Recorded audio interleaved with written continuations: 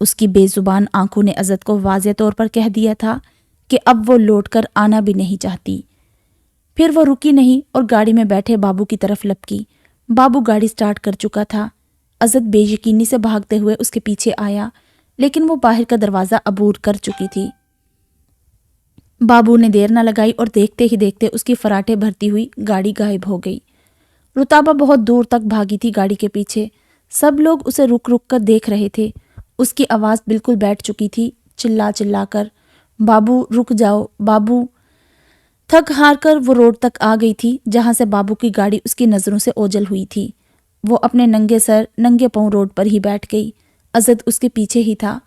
اسے دور سے روڈ پر بیٹھا دیکھ کر وہ رک گیا۔ رتابہ نے روتے ہوئے سر اپنے گھٹنوں پر رکھا۔ میرا بچہ، میرا زیان، یا رب اسے اپنی امان میں رکھنا۔ میں تو تیرے ہوتے ہوئے بھی بے امان رہی، میرے بچے کو بے امان مت کرنا۔ وہ رو رو کر ہلکان ہو گئی۔ عزت اس کے قریب آیا۔ عزت کی سانسوں سے سانسیں نہیں مل رہی تھی، وہ بھی ننگے پاؤں تھا۔ اپنے پاس رتابہ عزت کو محسوس کر چکی تھی، لیکن اس نے سر اٹھا کر عزت کو دیکھنا بھی گوارا نہ کیا۔ گھر چلو، عزت کی باروب آواز پر اس نے منہ پھیر کر کہا۔ میرا کوئی گھر نہیں، یہاں روڈ پر تماشا مت کرو، گھر چلو شرافت سے۔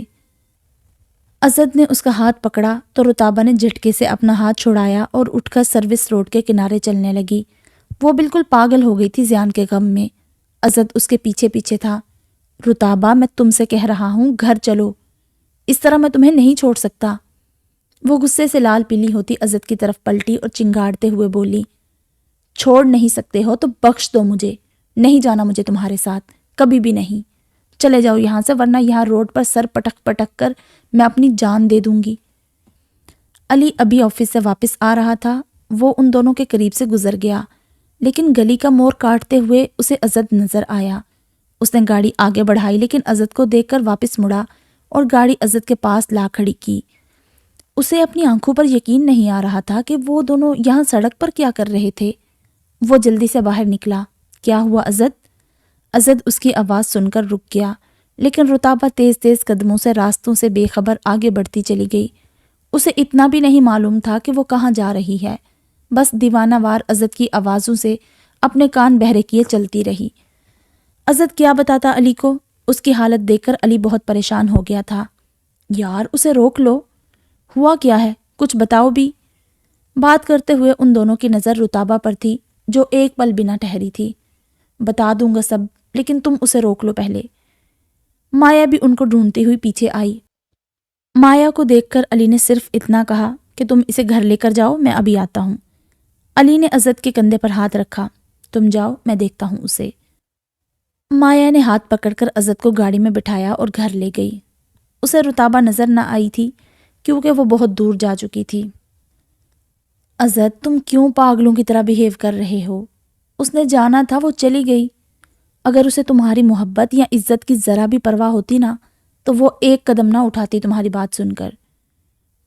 کہیں نہیں جا سکتی وہ۔ عزت کا لہجہ اتنا سخت تھا کہ مایا کی ہمت ہی نہ ہوئی دوبارہ رتابہ کا نام لینے کی۔ علی بہت پریشان تھا کہ ایسا بھی کیا ہوا تھا۔ وہ گاڑی میں بیٹھ کر رتابہ کے پیچھے آیا۔ رتابہ رکو۔ وہ علی کی آواز بھی انسنی کرتی چلتی رہی۔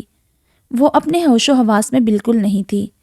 علی گاڑی سے نکل کر اس کے سامنے آن کھڑا ہوا۔ وہ یکدم علی کو سامنے دیکھ کر رکی۔ کیا ہوا ہے رتابہ؟ لڑائی ہوئی ہے عزت سے؟ اس نے نام میں سر ہلایا۔ ہوا کیا ہے، بتاؤ گی کچھ؟ زیان، میرا بچہ۔ اس کے آنسو دیکھ کر اور زیان کا نام سن کر علی چونکا کہ کیا ہوا ہے زیان کو۔ وہ لے گیا زیان کو۔ کون لے گیا زیان کو؟ علی کو کچھ سمجھ نہ آئی۔ بابو لے گیا ہے میرے بچے کو۔ اس کی آواز حلق سے نہیں نکل رہی تھی، لیکن اس کے گلے کی کھنچتی رگیں اس بات کا ثبوت تھی کہ وہ کس قدر اذیت سے رو رہی تھی۔ اچھا چلو گھر چل کر بات کرتے ہیں۔ نہیں جانا مجھے گھر، میرے بچے کے پاس لے چلو مجھے، وہ مار دے گا میرے بچے کو۔ میں تمہارے آگے ہاتھ جوڑتی ہوں علی، بچا لو میرے بچے کو، خدا کا واسطہ ہے علی، میرے بچے کو بچا لو۔ علی پریشان ہو گیا کہ کون لے گیا زیان کو؟ بتاؤ تو صحیح، کون لے گیا ہے زیان کو؟ بابو لے گیا ہے زیان کو، بچا لو اسے، وہ مار ڈالے گا میرے بچے کو۔ میں پاؤں پڑتی ہوں تمہارے۔ وہ اس کے قدموں میں بیٹھ گئی۔ علی نے اسے اٹھایا اپنے قدموں سے۔ اچھا اٹھو، بتاؤ مجھے کیا ہوا ہے؟ علی نے بڑی مشکل سے اسے گاڑی میں بٹھایا اور پانی کی بوتل اس کی طرف بڑھائی۔ لو پانی پیو اور آرام سے بتاؤ کہ کیا ہوا۔ اس نے پانی کا ایک گھونٹ نہ پیا اور ہچکیاں لیتی ہوئی بولی، بابو لے گیا میرے بچے کو، وہ کہتا ہے کہ وہ اس کا باپ ہے، جھوٹ بولتا ہے، وہ اس کا باپ نہیں ہے۔ علی کو کچھ سمجھ نہ آیا کہ وہ کہہ کیا رہی ہے۔ بابو؟ کون بابو؟ کہاں سے آیا وہ؟ اور زیان کا باپ ہونے کی بات کیوں کر رہا ہے؟ مجھے کچھ سمجھ نہیں آ رہی، صحیح سے بتاؤ، میں ضرور تمہاری مدد کروں گا۔ اس نے روتی بلکتی ہوئی رتابہ کو بے بسی سے دیکھ کر کہا، میں سب جانتا ہوں تمہارے بارے میں، مجھے نرگس آنٹی نے سب بتا دیا تھا، اعتبار کر سکتی ہو تم مجھ پر۔ علی نے بڑی نرمی اور محبت سے اپنے الفاظ کی ادائیگی کی۔ رتابہ اپنی خالی جھولی میں نظریں جمائے بولی، بابو گوپال ماما کا داماد تھا، شروع سے ہی اس کی بری نظر تھی مجھ پر، اسی سے بچانے کی خاطر ماما نے مجھے خود سے دور کر دیا تھا۔ وہ الٹے سیدھے الزام لگانے اور دھمکانے لگ گیا تھا ماما کو۔ اب اسے میرے بچے کا، اس گھر کا، میری ساری زندگی کا علم کیسے ہوا میں نہیں جانتی۔ مجھے نہیں پتا کہ وہ کیسے یہاں تک پہنچا اور اسے کس نے بتایا کہ زیان۔ آگے رتابہ کی ہمت ہی نہ ہوئی کچھ بولنے کی، وہ دونوں ہاتھوں میں چہرہ چھپا کر رونے لگی۔ لیکن وہ زیان کو لے کر کیسے گیا؟ وہ میرا پیچھا کرتے ہوئے گھر تک آیا اور گلی میں شور شرابہ کرنے لگا تھا۔ اسد اسے اندر لے آیا اور مجھ سے زیان کو چھین کر بابو کے حوالے کر دیا، کیونکہ بابو ثبوت دینے کو تیار ہے کہ زیان اسی کا بچہ ہے۔ اسد نے اس کی باتوں پر یقین کر لیا ہے، لیکن میں اللہ کی قسم کھا کر کہتی ہوں کہ بابو کا بچہ نہیں ہے وہ۔ بابو کی ہوا سے بھی مجھے اللہ رب العزت نے اور گوپال ماما نے دور رکھا۔ وہ رو رو کر علی کو یقین دلا رہی تھی کہ بابو اس کے بچے کا باپ نہیں ہے۔ علی نے غصے سے پنچ سٹیئرنگ پر مارا۔ لیکن عزت یہ بیوقوفی کیسے کر سکتا ہے؟ ضرور کوئی نہ کوئی سٹرونگ ریزن ہوگا، ورنہ اتنا بڑا قدم عزت صرف بابو کے بہکاوے میں آ کر نہیں اٹھا سکتا۔ کہیں نہ کہیں اور لوگ بھی ہوں گے جنہوں نے تمہاری حالات زندگی پر نظر رکھی ہوئی ہے۔ خیر تم فکر نہ کرو، میں کچھ کرتا ہوں، ابھی گھر چلو۔ نہیں، مجھے اب اس گھر میں نہیں جانا۔ علی کے لہجے میں جہان بھر کی حیرت تھی۔ کیوں نہیں جانا؟ وہ اپنے چہرے کا رخ پھیر کر بولی، بس نہیں جانا۔ آپ مجھے کہیں بھی لے جائیں، کسی یتیم خانے میں، کسی ٹرسٹ میں، لیکن گھر کا نہ کہیں۔ اس کی بے بسی، اس کی لاچاری، اس کی سسکیوں سے امٹ امٹ کر باہر آ رہی تھی۔ میرا کوئی گھر نہیں ہے۔ اس کے آخری الفاظ اتنے کربناک تھے کہ علی کی بھی آنکھیں نم ہو گئیں۔ اس کا ایک ایک لفظ بین کر رہا تھا۔ ہمارے ہوتے ہوئے تم کسی ٹرسٹ کا یا کسی یتیم خانے کا حصہ نہیں بن سکتی۔ تم چلو، میں عزت سے بات کرتا ہوں، زیان کو لے آئیں گے ہم۔ مجھے گھر نہیں جانا، مجھے میرے بچے کے پاس لے جاؤ، خدا کا واسطہ ہے میرے بچے کا پتہ کر دو۔ میں چلی جاؤں گی اپنے بچے کو لے کر کہیں دور۔ زیان بھی مل جائے گا، تم فکر نہ کرو، میں ساتھ ہوں تمہارے۔ آپ نہیں جانتے بابو کتنا ظالم انسان ہے، مار دے گا وہ میرے بچے کو۔ اچھا تم رونا تو بند کرو، بابو اس کو نقصان نہیں پہنچا سکتا، کیونکہ وہ جانتا ہے کہ تم تک پہنچنے کا راستہ صرف زیان ہے۔ بس تم کچھ حوصلہ کرو، میں کچھ کرتا ہوں۔ وہ گاڑی گھر کی طرف لانے لگا تو رتابہ نے اسے پھر کہا کہ وہ گھر نہیں جائے گی۔ رتابہ تم پاگل تو نہیں ہو گئی؟ کہاں جاؤ گی پھر؟ آخر کو گھر تو تمہارا وہی ہے نا؟ نہیں، وہ بچوں کی طرح ناں میں سر ہلا کر بولی، وہ گھر نہیں جائے گی۔ اچھا تو پھر بولو کہاں لے جاؤں تمہیں؟ کوئی اور ٹھکانہ ہے تمہارا؟ وہ بے بسی سے اپنے ہونٹ کاٹنے لگی کہ خدا کی اتنی بڑی زمین میں اس کے لیے کوئی جگہ نہ تھی، اور وہ اس وقت نمل کے پاس لاہور بھی نہیں جا سکتی تھی۔ نرگس جو اس کی سب سے بڑی ڈھال تھی وہ بھی یہاں نہیں تھی۔ علی نے گاڑی گھر کے راستے سے واپس لی اور سیدھا رتابہ کو اپنی ماں کے پاس لے آیا۔ راستے میں رتابہ کو علی نے اپنے بارے میں سب کچھ بتایا۔ اس کا سب سن کر رتابہ مزید دکھی ہو گئی کہ وہ ان کو کتنا خوشحال سمجھتی تھی، لیکن ہر ایک انسان کی زندگی میں کوئی نہ کوئی دردناک کہانی ضرور ہوتی ہے۔ زندگی جنت کسی کی بھی نہیں ہوتی۔ رتابہ نے علی کو منع کیا کہ وہ اس کے بارے میں کچھ نہ بتائے اپنی ماں کو۔ علی نے بڑے پیار سے سر ہلا کر اسے مطمئن کیا۔ راستے میں علی نے گاڑی شاپنگ مال کے باہر روکی اور رتابہ کے ننگے پیروں میں جوتے ڈالنے کے لیے اترا۔ 3-4 سائز کے جوتے گاڑی میں لایا کہ وہ اسے ننگے پاؤں مال میں نہیں لے جا سکتا تھا۔ رتابہ کو ایک جوڑی فکس آئی تو پھر وہ اسے اتار کر مال کے اندر لے گیا کہ وہاں اپنا حلیہ کچھ ٹھیک کر سکے۔ علی کے پاس اپارٹمنٹ بھی تھا جو اس نے 2 دن پہلے لیا تھا مایا اور اپنے لیے، لیکن وہ اسے وہاں اکیلے نہیں لے جا سکتا تھا۔ وہ پہلے ہی اتنی خوفزدہ تھی، ایسے میں وہ اسے تنہا نہیں چھوڑ سکتا تھا، نہ اس کے ساتھ وہ اپارٹمنٹ میں اکیلا رہ سکتا تھا۔ عزت کی موجودگی میں اپنی بہن کے ساتھ وہ گراؤنڈ پورشن پر رہتا تھا، وہ ایک الگ بات تھی، لیکن اکیلے اس کے ساتھ رہنا علی کو خود مناسب نہ لگا اور نہ ہی رتابہ رہ سکتی تھی۔ اس کا گھر قریب آن پہنچا۔ سنو، تمہیں بابو کا کوئی ایڈریس معلوم ہے؟ رتابہ نے نام میں سر ہلایا۔ گوپال کا؟ اس نے پھر نام میں سر ہلایا۔ شٹ یار، تمہیں کچھ بھی معلوم نہیں۔ علاقے کا نام معلوم ہے؟ جی، نارتھ کراچی۔ ٹھیک ہے، علی لہجے میں سنجیدگی سمو کر بولا۔ لو، آ گیا میرا گھر۔ رتابہ نے گردن گھما کر گھر کی طرف دیکھا۔ اچھی خاصی بڑی حویلی تھی وہ۔ علی کی گاڑی اندر داخل ہوئی۔ سب گارڈز نے ایک ساتھ کھڑے ہو کر علی کو سلام کیا۔ علی ان سب کو مسکراتا ہوا جواب دے کر رتابہ کو لیے اندر آیا۔ اس کی ماں سامنے ہی نماز پڑھ رہی تھی۔ سلام پھیرتے ہی وہ علی کو دیکھ کر پھولے نہ سمائی۔ میرا بچہ، میرا لال، ماں صدقے۔ انہوں نے اٹھ کر علی کا ماتھا چوما۔ رتابہ ان کے چہرے کو دیکھتی رہ گئی۔ اتنا پرنور چہرہ، جیسے کوئی بزرگ ہستی ہو۔ رتابہ نے ان کو سلام کیا۔ علی نے رتابہ کا تعارف کروایا۔ ماں جی، یہ عزت شاہ کی بیوی ہے، وہ کسی کام سے لندن گیا ہے، مایا بھی ساتھ ہی ہے، یہ اکیلی تھی گھر میں، اسی لیے اسے یہاں لے آیا۔ علی کی ماں یعنی سبحانہ نے رتابہ کے سر پر پیار سے ہاتھ رکھا۔ آؤ بیٹا، اسے اپنا ہی گھر سمجھو، عزت میرے بیٹوں جیسا ہے۔ علی کھڑے کھڑے واپس لوٹنا چاہتا تھا۔ امی، میں کچھ دنوں میں اسے لے جاؤں گا یہاں سے، آپ نے اس کا بہت سارا خیال رکھنا ہے۔ سبحانہ نے گھر کے سارے افراد کو آواز دے کر بلوایا۔ علی نے جاتے ہوئے رتابہ کے سر پر ہاتھ رکھا تو اس کی آنکھیں پھر سے چھلک پڑی۔ بھائی ہوں تمہارا، فکر نہ کرو، سب بہتر ہوگا۔ علی کافی دیر سے گھر لوٹا۔ آگے آیا تو عزت اپنے کمرے میں زندہ لاش کی طرح پڑا ہوا تھا۔ کمرے کی ہر چیز بکھری ہوئی تھی۔ علی اس کے پاس آ کر کھڑا ہوا۔ عزت بالکل بہرا سا ہو گیا تھا۔ عزت، علی نے گہری آواز سے اسے پکارا۔ وہ اٹھ کر بیٹھا۔ رتابہ کہاں ہے؟ نہیں آئی وہ۔ تو کہاں گئی پھر وہ؟ میں اسے امی کے پاس چھوڑ آیا ہوں۔ بہت جذباتی اور غصے کی کیفیت میں تھی وہ۔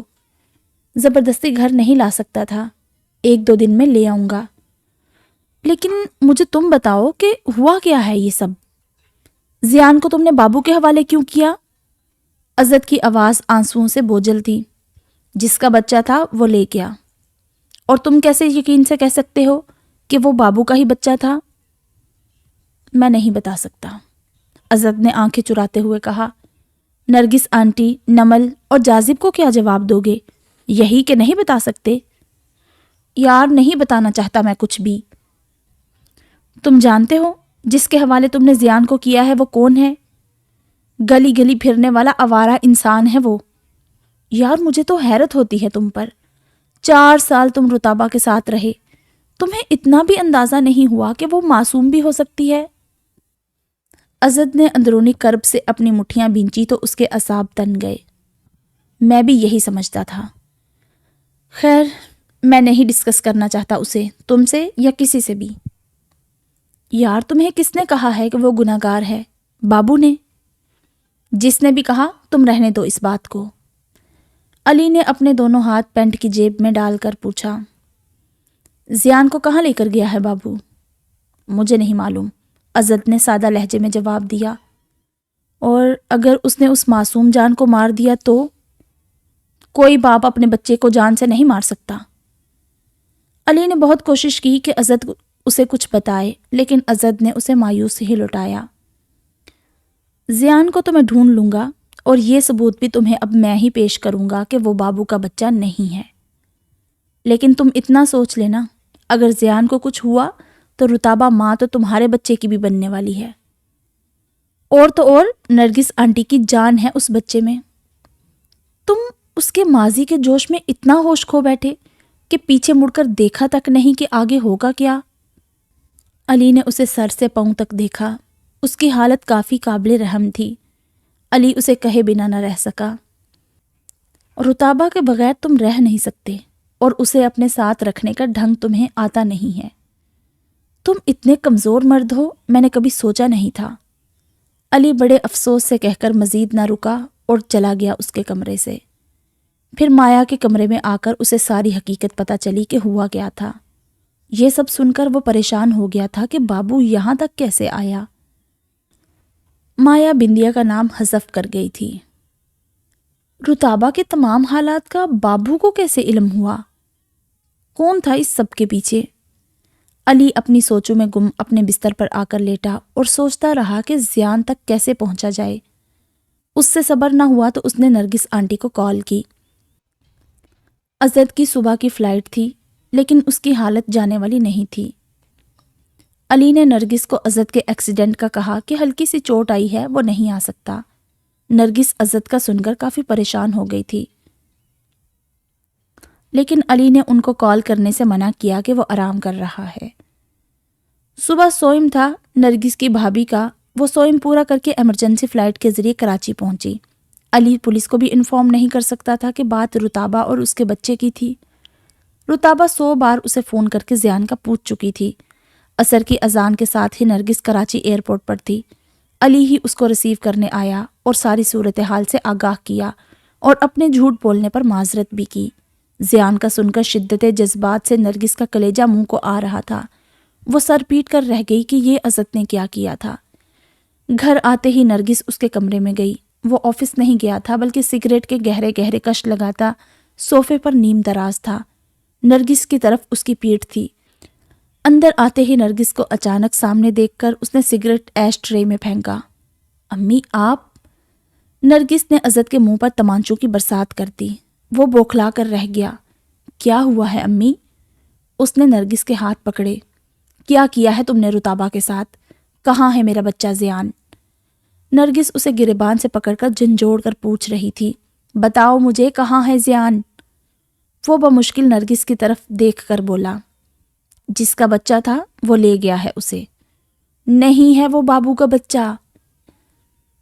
امی اسی کا ہے وہ بچہ، جو کچھ اس نے مجھے بتایا ہے، اور ان لوگوں نے جہاں آپ کی لاڈلی رہ کر آئی ہے اور جن کے ساتھ رہی ہے ان سے پوچھی ہے ساری حقیقت میں نے۔ اس کا ظاہری سراپا کچھ اور ہے امی اور باطن کچھ اور۔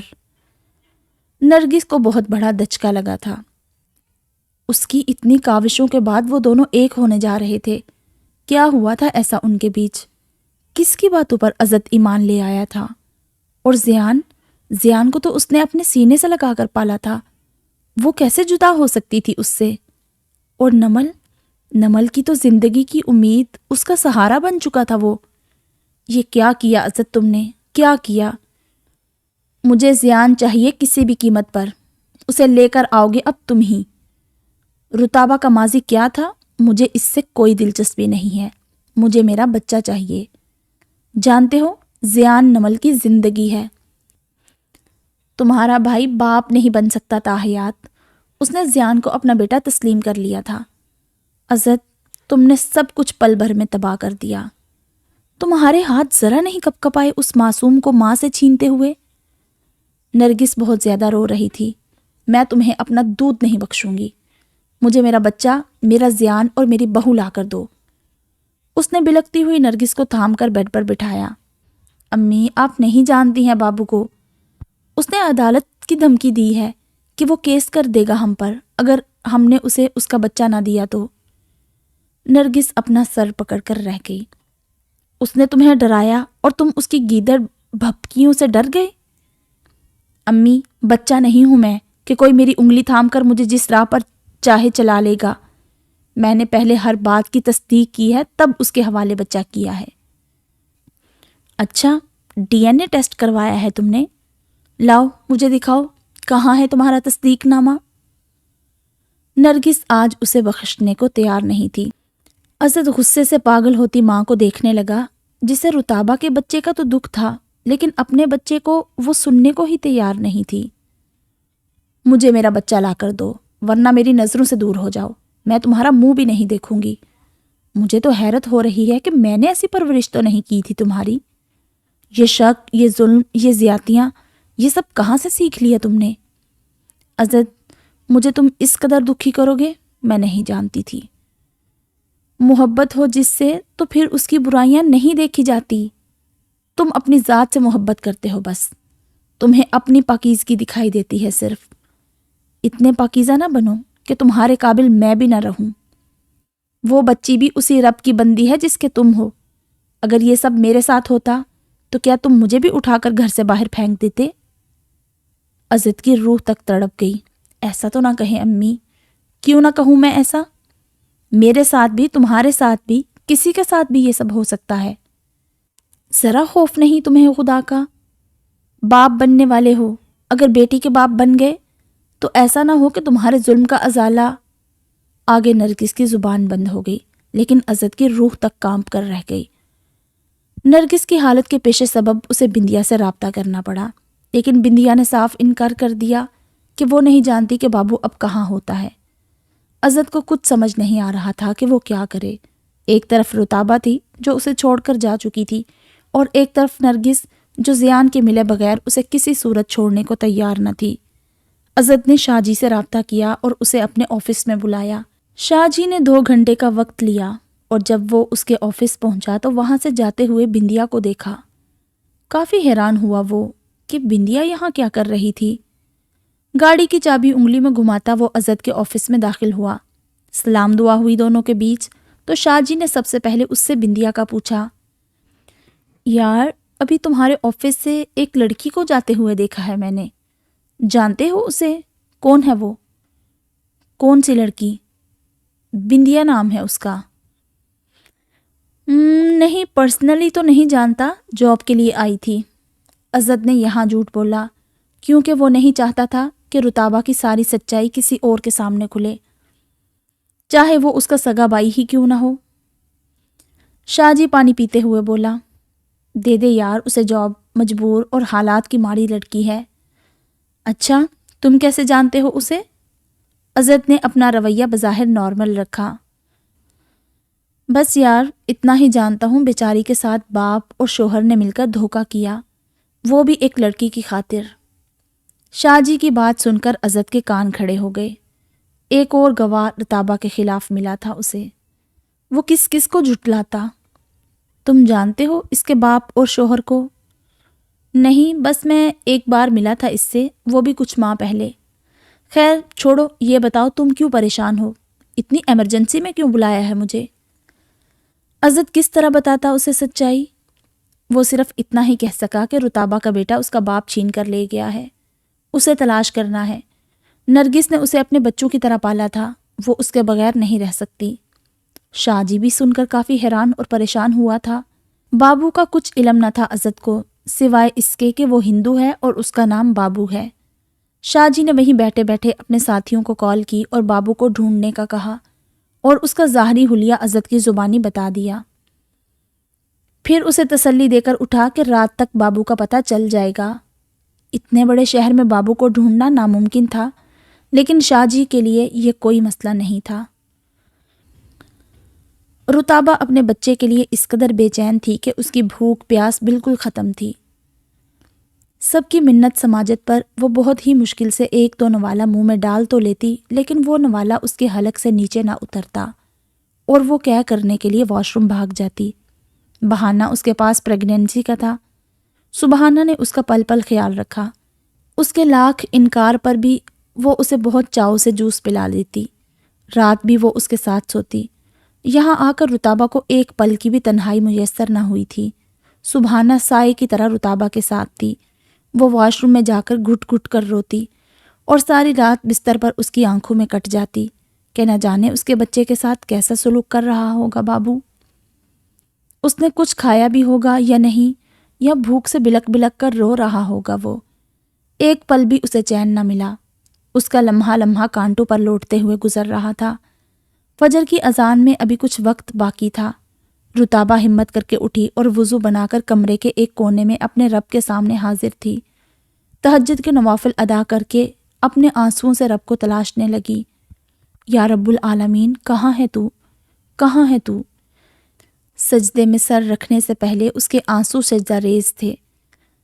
دیکھ اپنی بدبخت کی بدبختی، آجا اب تو ہی کسی روپ میں مسیحا بن کر۔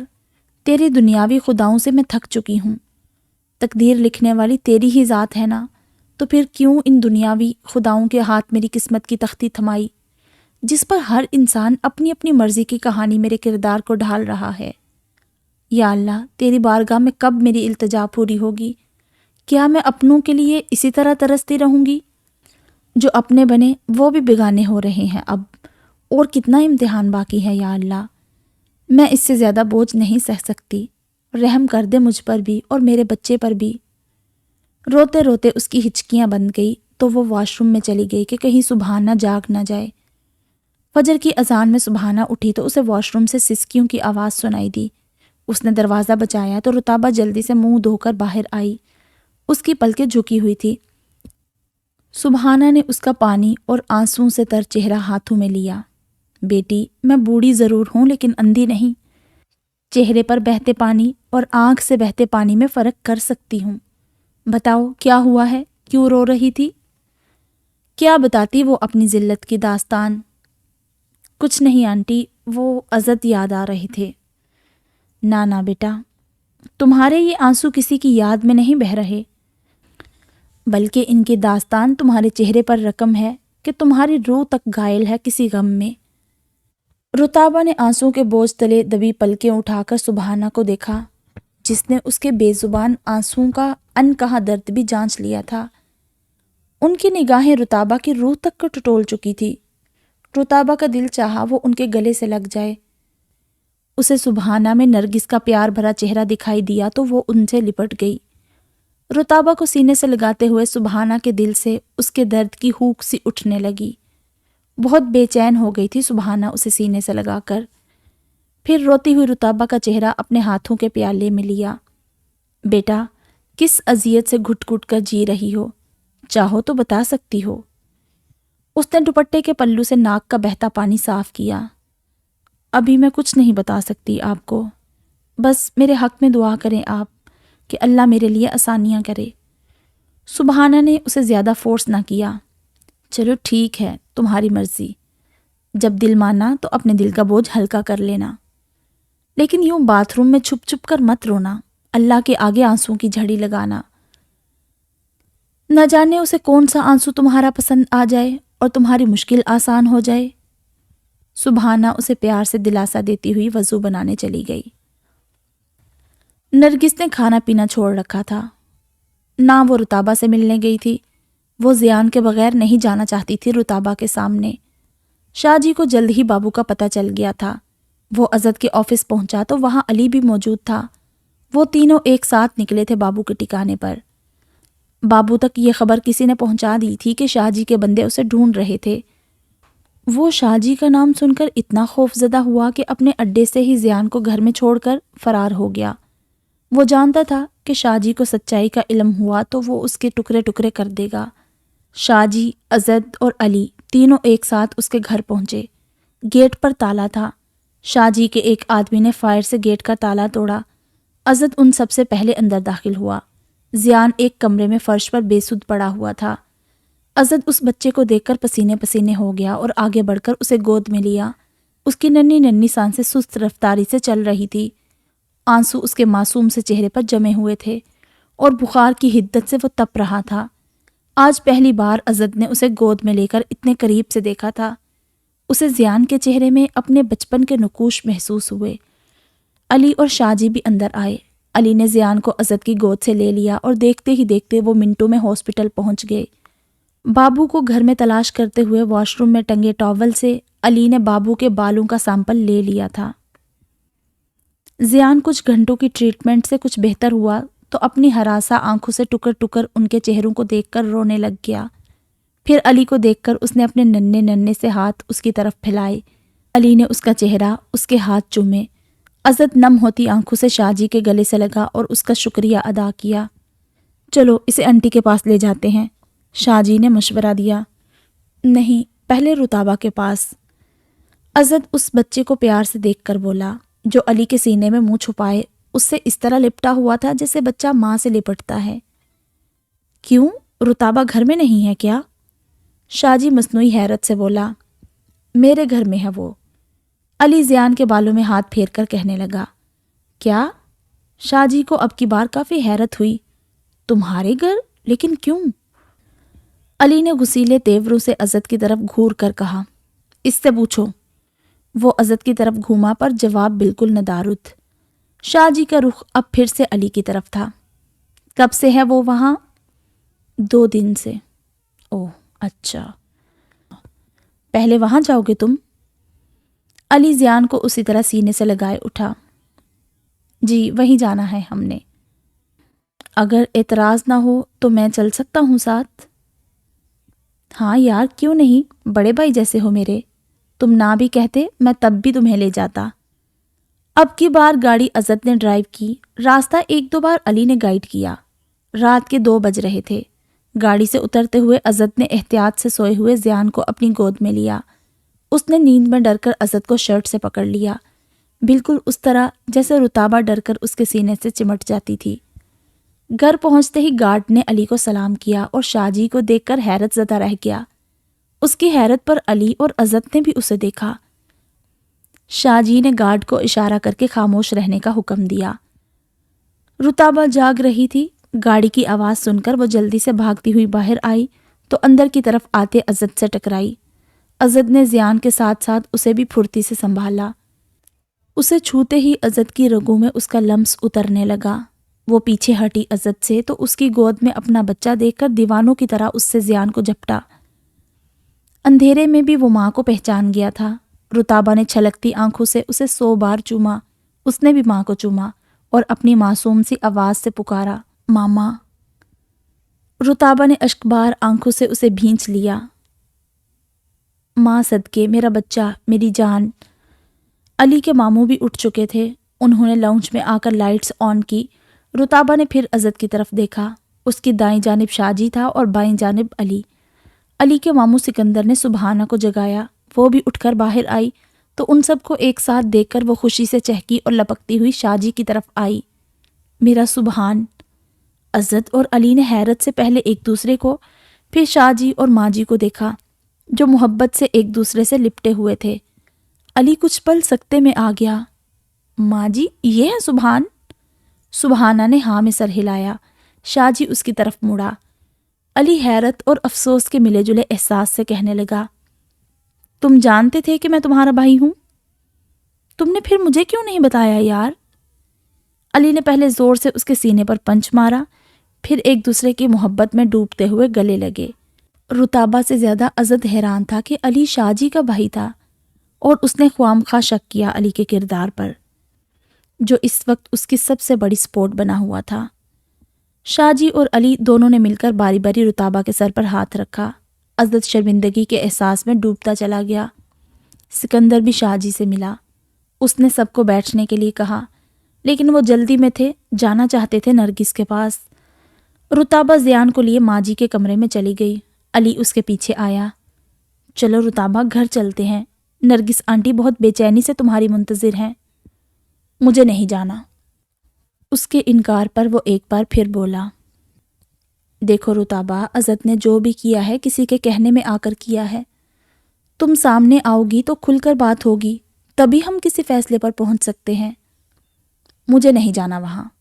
اب کی بار رتابہ کا لہجہ ختمی تھا۔ علی اسے فورس نہ کر سکا۔ اس نے عزت کو صاف صاف کہہ دیا کہ وہ نہیں جانا چاہتی۔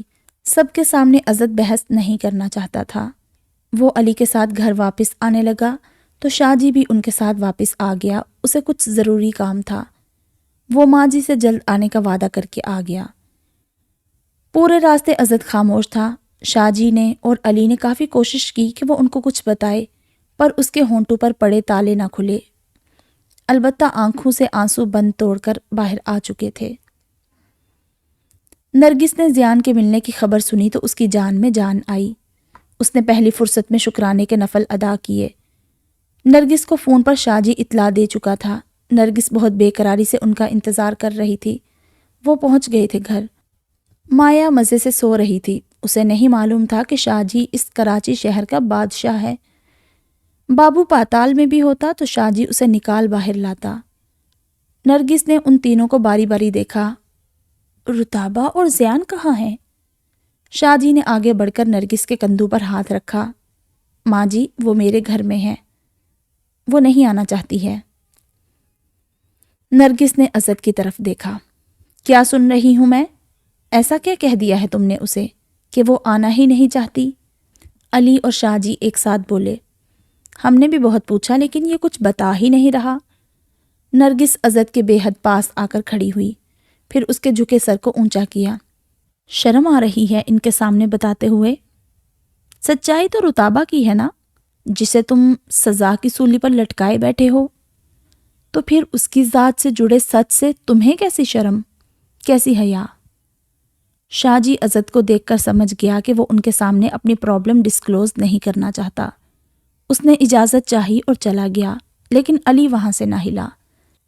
عزت نے کہا، ہمارے بیچ جو ہوا ہے میں آپ کو صبح بتا دوں گا اور ان سب سے ملوا بھی دوں گا۔ عزت کی بات سن کر علی کے کان کھٹکے۔ وہ پہلے سے ہی جانتا تھا کہ ان دونوں کے درمیان کوئی تیسرا ضرور تھا جس نے ان کو ایک ہوتا دیکھ کر الگ کرنے کی کوشش کی تھی۔ پل بھر کے لیے اس کا شک مایا پر گیا تھا، لیکن مایا نے ان دنوں کوئی ایسی حرکت، کوئی ایسی بات نہیں کی تھی جو رتابہ یا عزت کے خلاف ہوتی۔ عزت صبح سب کے اٹھنے سے پہلے نرگس کو گھر سے لے گیا۔ دیوی، بندیا اور اس کے محلے والوں سے مل کر پل بھر کے لیے نرگس کے پیروں تلے سے بھی زمین نکل گئی تھی کہ ان سب کی زبان ایک کیسے ہو سکتی تھی؟ وہ سب ایک ساتھ جھوٹ کیسے بول سکتے تھے؟ پھر عزت نے شاہ جی سے بھی پوچھوایا کہ وہ بندیا کے بارے میں کیا کہہ رہا تھا۔ نرگس شاہ جی سے بھی یہ سب سن کر بے حد پریشان ہو گئی تھی۔ گھر آ کر وہ خاموشی سے اپنے بستر پر لیٹی۔ دیوی کی سینہ کو بھی، بندیا کا رونا، محلے والوں کی باتیں، سب کی آوازیں نرگس کے کانوں میں گونج رہی تھی۔ لیکن یہ سب سن کر بھی نرگس کا دل رتابہ کے معصوم ہونے کی گواہی دے رہا تھا کہ جو سچائی اپنے متعلق رتابہ نے بتائی تھی، نمل کی زبان پر بھی وہی حقیقت تھی، ایک بات بھی اس کی جھوٹ نہ نکلی تھی۔ عزت نرگس کے کمرے میں آ کر ان کے قدموں میں بیٹھا۔ امی جان، اب بتائیں آپ، میں کیا کروں؟ کس کی بات پر یقین کروں؟ میرا قصور ان سب باتوں میں کہاں ہے؟ میں شک نہیں کرتا رتابہ پر، لیکن اس کی زندگی سے جڑے جو حقائق سامنے آئے ہیں، میں ان کا سامنا کیسے کروں امی؟ وہ نرگس کی گود میں سر رکھ کر سسکتا ہوا رونے لگا۔ نرگس کو اسے سمجھانا بھی تھا اور سنبھالنا بھی۔ جانے انجانے میں وہ اپنے آپ کو بھی سزا کی سولی پر لٹکائے ہوئے تھا۔ عزت، تمہیں محبت ہے رتابہ سے؟ اس نے ہاں میں سر ہلایا۔ کیسی محبت ہے؟ ایسی محبت امی کہ یہ سچ جان کر بھی میں اسے خود سے دور نہیں کر سکتا۔ وہ بے شک مجھے قبول نہ کرے اب، لیکن میرے سامنے میرے نام سے منسوب رہے، اتنا ہی کافی ہے۔ عزت، یہ محبت نہیں، خود غرضی ہے۔ جانتے ہو، محبت میں ذاتی آزادی کو طلب کرنا شرک ہے۔ بیک وقت انسان دو افراد سے محبت نہیں کر سکتا۔ اس نے سوالیہ نظروں سے ماں کو دیکھا۔ دوسری محبت کہاں سے آ گئی؟ نرگس نے بڑے تحمل سے اس کی سوالیہ نظروں کا جواب دیا۔ تمہاری محبت دو طرفہ ہے۔ رتابہ کے ساتھ ساتھ اپنی ذات کو بھی چاہتے ہو تم، اور اس طرح کی محبت ایک طرح کی غلامی ہوتی ہے۔ کیا تم ساری زندگی اسے اپنا غلام بنا کر رکھنا چاہتے ہو؟ اس نے نام میں سر ہلایا۔ عزت، مجھے تمہاری محبت آج تک سمجھ نہیں آئی۔ کیسا چاہتے ہو تم اسے؟ مانا تمہاری زندگی بہت پاکیزہ گزری ہے، اس میں تمہارا کوئی کمال نہیں، یہ اس رب کی عطا ہے کہ تم کچھ خطاؤں سے پاک ہو، لیکن بیوی کے معاملے میں تم بہت بڑے خطاکار اور گناہ گار ہو۔ اللہ نے لعنت قرار دی ہے اس شخص پر جو اپنی بیوی کے حق میں ظلم کرے اور کوتاہی سے کام لے۔ تمہارے ایک ایک عمل کی پوچھ گچھ ہوگی روز محشر۔ کیوں اس معصوم اور لاوارث بچی کی آہ لیتے ہو؟ خدا کے غضب سے ڈرو، اس کی پکڑ بہت سخت ہے میرے بچے۔ قرآن اٹھا کر دیکھو، کئی مقامات پر اللہ نے میاں بیوی کے حقوق پر بہت زور دیا ہے۔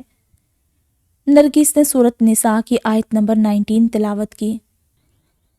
ترجمہ: اور ان عورتوں کے ساتھ خوبی سے گزارا کرو، اور اگر وہ تم کو ناپسند ہو تو ممکن ہے کہ ایک شے کو تم ناپسند کرو، لیکن اللہ ان کے اندر ایک بڑی خوبی رکھ دے۔ عزت کے آنسو اور بھی تیز رفتاری سے بہنے لگے۔ بیٹا، نبی کریم صلی اللہ علیہ وآلہ وسلم کا فرمان ہے، مومنین میں سے کامل ترین ایمان اس شخص کا ہے جو اپنی عورتوں کے حق میں بہتر ہے۔ اب اس بات کا فیصلہ تم خود کرو کہ تم کتنے کامل ایمان والے ہو، اور بہتر مرد ہو اس کے حق میں یا بدترین مرد۔ امی، میں نے آج تک اس کے ساتھ کوئی بے ایمانی نہیں کی، اسے دھوکہ نہیں دیا، کبھی اس سے جھوٹ نہیں بولا، کبھی اس کی ضرورت سے نظریں نہیں چرائی، اور نہ ہی کبھی یہ احسان جتایا ہے کہ میں ہی تھا جس نے اسے قبول کیا۔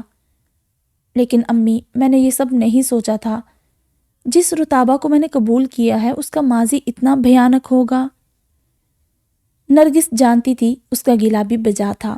جس طرح رتابہ کے خلاف سب حقائق سامنے آئے تھے، اچھا خاصا انسان بھی جذبات میں آ کر حد سے گزر سکتا تھا، اور اپنی بیوی کے ایسے معاملات دیکھ کر تو مرد غیرت کے نام پر قتل بھی کر دیتے ہیں، لیکن یہاں رتابہ کے ساتھ ساتھ عزت کے ارمانوں کا بھی قتل ہوا تھا۔ ظاہر سی بات ہے، برے سے برا مرد بھی اپنے لیے نیک بیوی چاہتا ہے، اور عزت ان تمام برائیوں سے پاک تھا جس کی لپیٹ میں اس وقت ہمارا پورا معاشرہ ہے۔ لیکن عزت کی زندگی کی شروعات ہی رتابہ کے ناکردہ گناہ سے ہوئی تھی، اور اب تو حالات ہی کچھ اور تھے۔ نرگس کو رتابہ اور عزت دونوں پر بہت رحم آ رہا تھا۔ اس نے عزت کے سر پر ہاتھ رکھا۔ عزت، اللہ تعالیٰ نے اسے تمہارے نکاح میں دے کر مرد ہونے کی حیثیت سے تمہیں اس کا سربراہ مقرر کیا ہے۔ سربراہ ہونے کی حیثیت سے کتنی غفلت برتی ہے تم نے اس کے ساتھ۔ وہ روحان سی لہجے میں بولا، امی، کیا میں کسی حق کا حقدار نہیں ہوں؟ کیا شوہر ہونے کی حیثیت سے میں اتنا بھی روادار نہیں کہ وہ مجھے اپنے سچ سے آگاہ کرے؟ کیوں دھوکے میں رکھا ہوا ہے اس نے ہمیں؟ کیوں نہیں بتایا سب کچھ ایک بار میں ہی؟ کیوں اس کا ماضی مجھے لوگوں کی زبان سے سننا پڑا؟ جو کوئی بھی اسے میرے ساتھ دیکھتا ہے تو اس کے کردار پر انگلی کیوں اٹھاتا ہے؟ امی، میں اس کی طرف سب کچھ بھلا کر دل و جان سے بڑھنے کی کوشش میں تھا، لیکن نہ صرف میرا دل توڑا ہے بلکہ اس نے تو میری جان ہی لے لی ہے۔ میرے جینے کے انداز ہی بدل دیے ہیں اس نے۔ جو میں نہیں تھا، نہ بننا چاہتا تھا، وہ بنا دیا ہے اس نے مجھے۔ اپنے ہی عکس سے میں خود بھی خوف زدہ ہوں اب۔ عزت کا رونا نرگس سے دیکھا نہیں جا رہا تھا۔ وہ اسے وہ یقین کیسے دلاتی جو انہیں رتابہ پر تھا۔ عزت، اگر اس کا کردار اتنا ہی برا ہوتا یا اس کے تعلقات واقعی میں شرمناک درجے تک غلط ہوتے تو تمہاری زیادتی اور زبردستی کے وقت ڈاکٹرز اس کے ان میرڈ ہونے کا ثبوت نہ دیتے، نہ اس کی وہ حالت ہوتی، نہ وہ 4 سال تمہاری بے اتنائی برداشت کرتی۔ اگر سچ میں اس کا کردار داغدار ہوتا تو وہ کب کی تمہیں چھوڑ کر جا چکی ہوتی۔ بابو اور بندیا کے مطابق وہ تم سے بھی تنگ آ کر بھاگ سکتی تھی، لیکن اس نے ایسا کوئی قدم نہیں اٹھایا۔ تمہیں حال میں اس کی بدکرداری نظر آئی کہیں؟ عزت نے نام میں سر ہلایا۔ تو میرے بچے، ہوش سے کام لو۔ جن لوگوں نے رتابہ کے کردار پر روشنی ڈال کر تمہیں اس کا ماضی دکھانے کی کوشش کی ہے، ان کے کردار پر بھی کچھ سوچ کر دیکھو۔ فرشتہ صفت اور مظلوم ہو سکتا ہے وہ بھی نہ ہو، اور یہ بھی ممکن ہے کہ رتابہ سچی ہو اور سارے گواہ، سارے ثبوت جھوٹے ہوں، تمہارے یقین کی طرح۔ تو امی بولتی کیوں نہیں ہے وہ؟ کیا اسے مجھ پر اعتماد نہیں؟ نرگس نے اس کے آنسو پونچھ کر اس کی آنکھوں میں جھانک کر پوچھا، تمہیں یقین ہے اس پر؟ اس سوال کا کوئی جواب نہیں تھا عزت کے پاس، لیکن کچھ توقف کے بعد وہ نظریں پھیر کر بولا، امی، یقین ہی تو کر بیٹھا تھا اس پر۔ تھا سے کیا مطلب؟ یقین نہیں اس پر تو اسے آزاد کر دو اس بے یقینی کے بندھن سے، اور خود کو بھی آزاد کرو۔ یہ روز روز کا محشر برپا کرنے سے بہتر ہے تم ایک ہی بار اس عذاب سے نکال لو خود کو۔ پل بھر کے لیے عزت کو ایسے لگا جیسے اس کی روح کسی نے کھینچ لی ہو۔ اس کے سانس حلق میں جا اٹکے۔ نہیں امی، میں اسے چھوڑ نہیں سکتا۔ لیکن عزت، تم اسے رکھ بھی نہیں سکتے ہو۔ نرگس کا لہجہ ختمی تھا۔ تمہارے رشتے کی ڈور بہت کچی ہے جو ہلکے سے جھٹکے سے ٹوٹ جاتی ہے۔ اب تو میں اس میں گرا لگا لگا کر خود بھی تھک گئی ہوں۔ بہت مشکل ہے تم دونوں کا ازدواجی رشتے میں ساتھ رہنا۔ جب جب اس کے خلاف کوئی لب کھولے گا تب تب تم شکوک کی دلدل میں دھنستے جاؤ گے۔ وہ تو اپنے غلطیاں صحیح ہونے کی گواہی خود بھی نہیں دیتی، تمہیں کیسے اور کب تک یقین دلاتی رہے گی کہ وہ کہاں غلط تھی اور کہاں صحیح؟ قطرہ قطرہ زہر پی کر خود کو مرنے اور دوسروں کو مارنے سے بہتر ہے ایک ہی بار زہر پی لو۔ نرگس کی بات پر عزت کا ضبط اس قدر ٹوٹا تھا کہ اس کے نقش اس کے چہرے پر ابھر آئے تھے۔ نرگس نے رتابہ سے فون پر بات کرنا چاہی لیکن اس نے منع کر دیا۔ وہ نرگس سے بات نہیں کرنا چاہتی تھی، نہ ملنا چاہتی تھی۔ وہ جانتی تھی کہ نرگس اسے پیار سے واپس لے جائے گی اور نرگس کے آگے اسے ہتھیار ڈالنے پڑ جائیں گے، کیونکہ وہ نرگس کے احسانوں کے بوجھ تلے دبی ہوئی تھی۔ نرگس کے سامنے وہ سر اٹھا کر انکار کی جرت نہیں کر سکتی تھی۔ نرگس رتابہ کے نہ ملنے پر پریشان تھی۔ جاذب اب پہلے سے کچھ بہتر تھا۔ نرگس نے جاذب کی طبیعت کی پرواہ کیے بغیر نمل کو کراچی بلوا لیا۔ وہ بھی دوسرے دن کراچی پہنچ چکے تھے۔ اب کی بار نرگس نے ساری حقیقت سے نمل کو آگاہ کیا تو اس نے ہر بات سن کر اس کی تردید کی کہ ایسا ممکن ہی نہیں ہے، گوپال ایسا ہرگز نہیں کر سکتا۔ گوپال کو وہ اچھے سے جانتی تھی اور رتابہ کو بھی، لیکن رتابہ کے بچے کی سچائی جان کر اسے بہت بڑا دھچکا لگا تھا۔ رو رو کر اس نے آسمان سر پر اٹھا لیا تھا کہ اس کی جان سے پیاری دوست نے کتنی اذیتیں، کتنی تکلیفیں جھیلی تھی، وہ بھی تنہا۔ مایا کو اب عزت تک پہنچنے کے راستے کٹھن دکھائی دے رہے تھے کہ زیان بھی لوٹ آیا تھا اور نمل کی موجودگی اس کے لیے کسی بڑے خطرے سے کم نہ تھی۔ شاہ جی سے جب عزت نے بندیا کے بارے میں دوبارہ پوچھا تو شاہ جی کی چھٹی حس نے فوراً گواہی دی کہ کہیں نہ کہیں بندیا کا کردار عزت اور رتابہ کے بیچ ضرور آیا تھا۔ مایا کے علم میں یہ بات بالکل نہیں تھی کہ شاہ جی بندیا کو بھی جانتا ہے۔ مایا نے فی الحال خود کو مکمل طور پر اس معاملے سے دور رکھا ہوا تھا۔ وہ بس چپ چاپ سارا تماشا دیکھ رہی تھی۔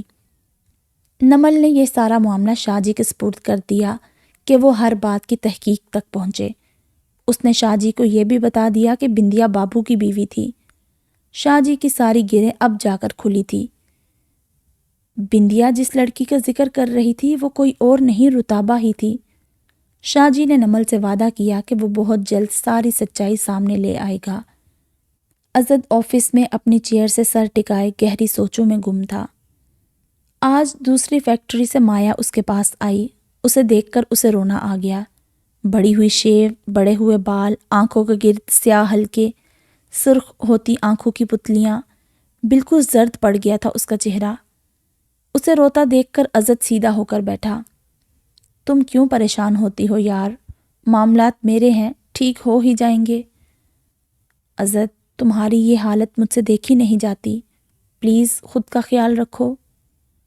سب تم پر ہی اپنا غصہ اتار رہے ہیں، کوئی بھی یہ نہیں دیکھ پا رہا کہ تم کس عذاب سے گزر رہے ہو، اور نہ ہی کوئی یہ سمجھنے کی کوشش کر رہا ہے کہ رتابہ تم سے اپنی محرومیوں کا بدلہ لے رہی ہے، اور اس میں بھی سراسر تمہاری ہی غلطی ہے۔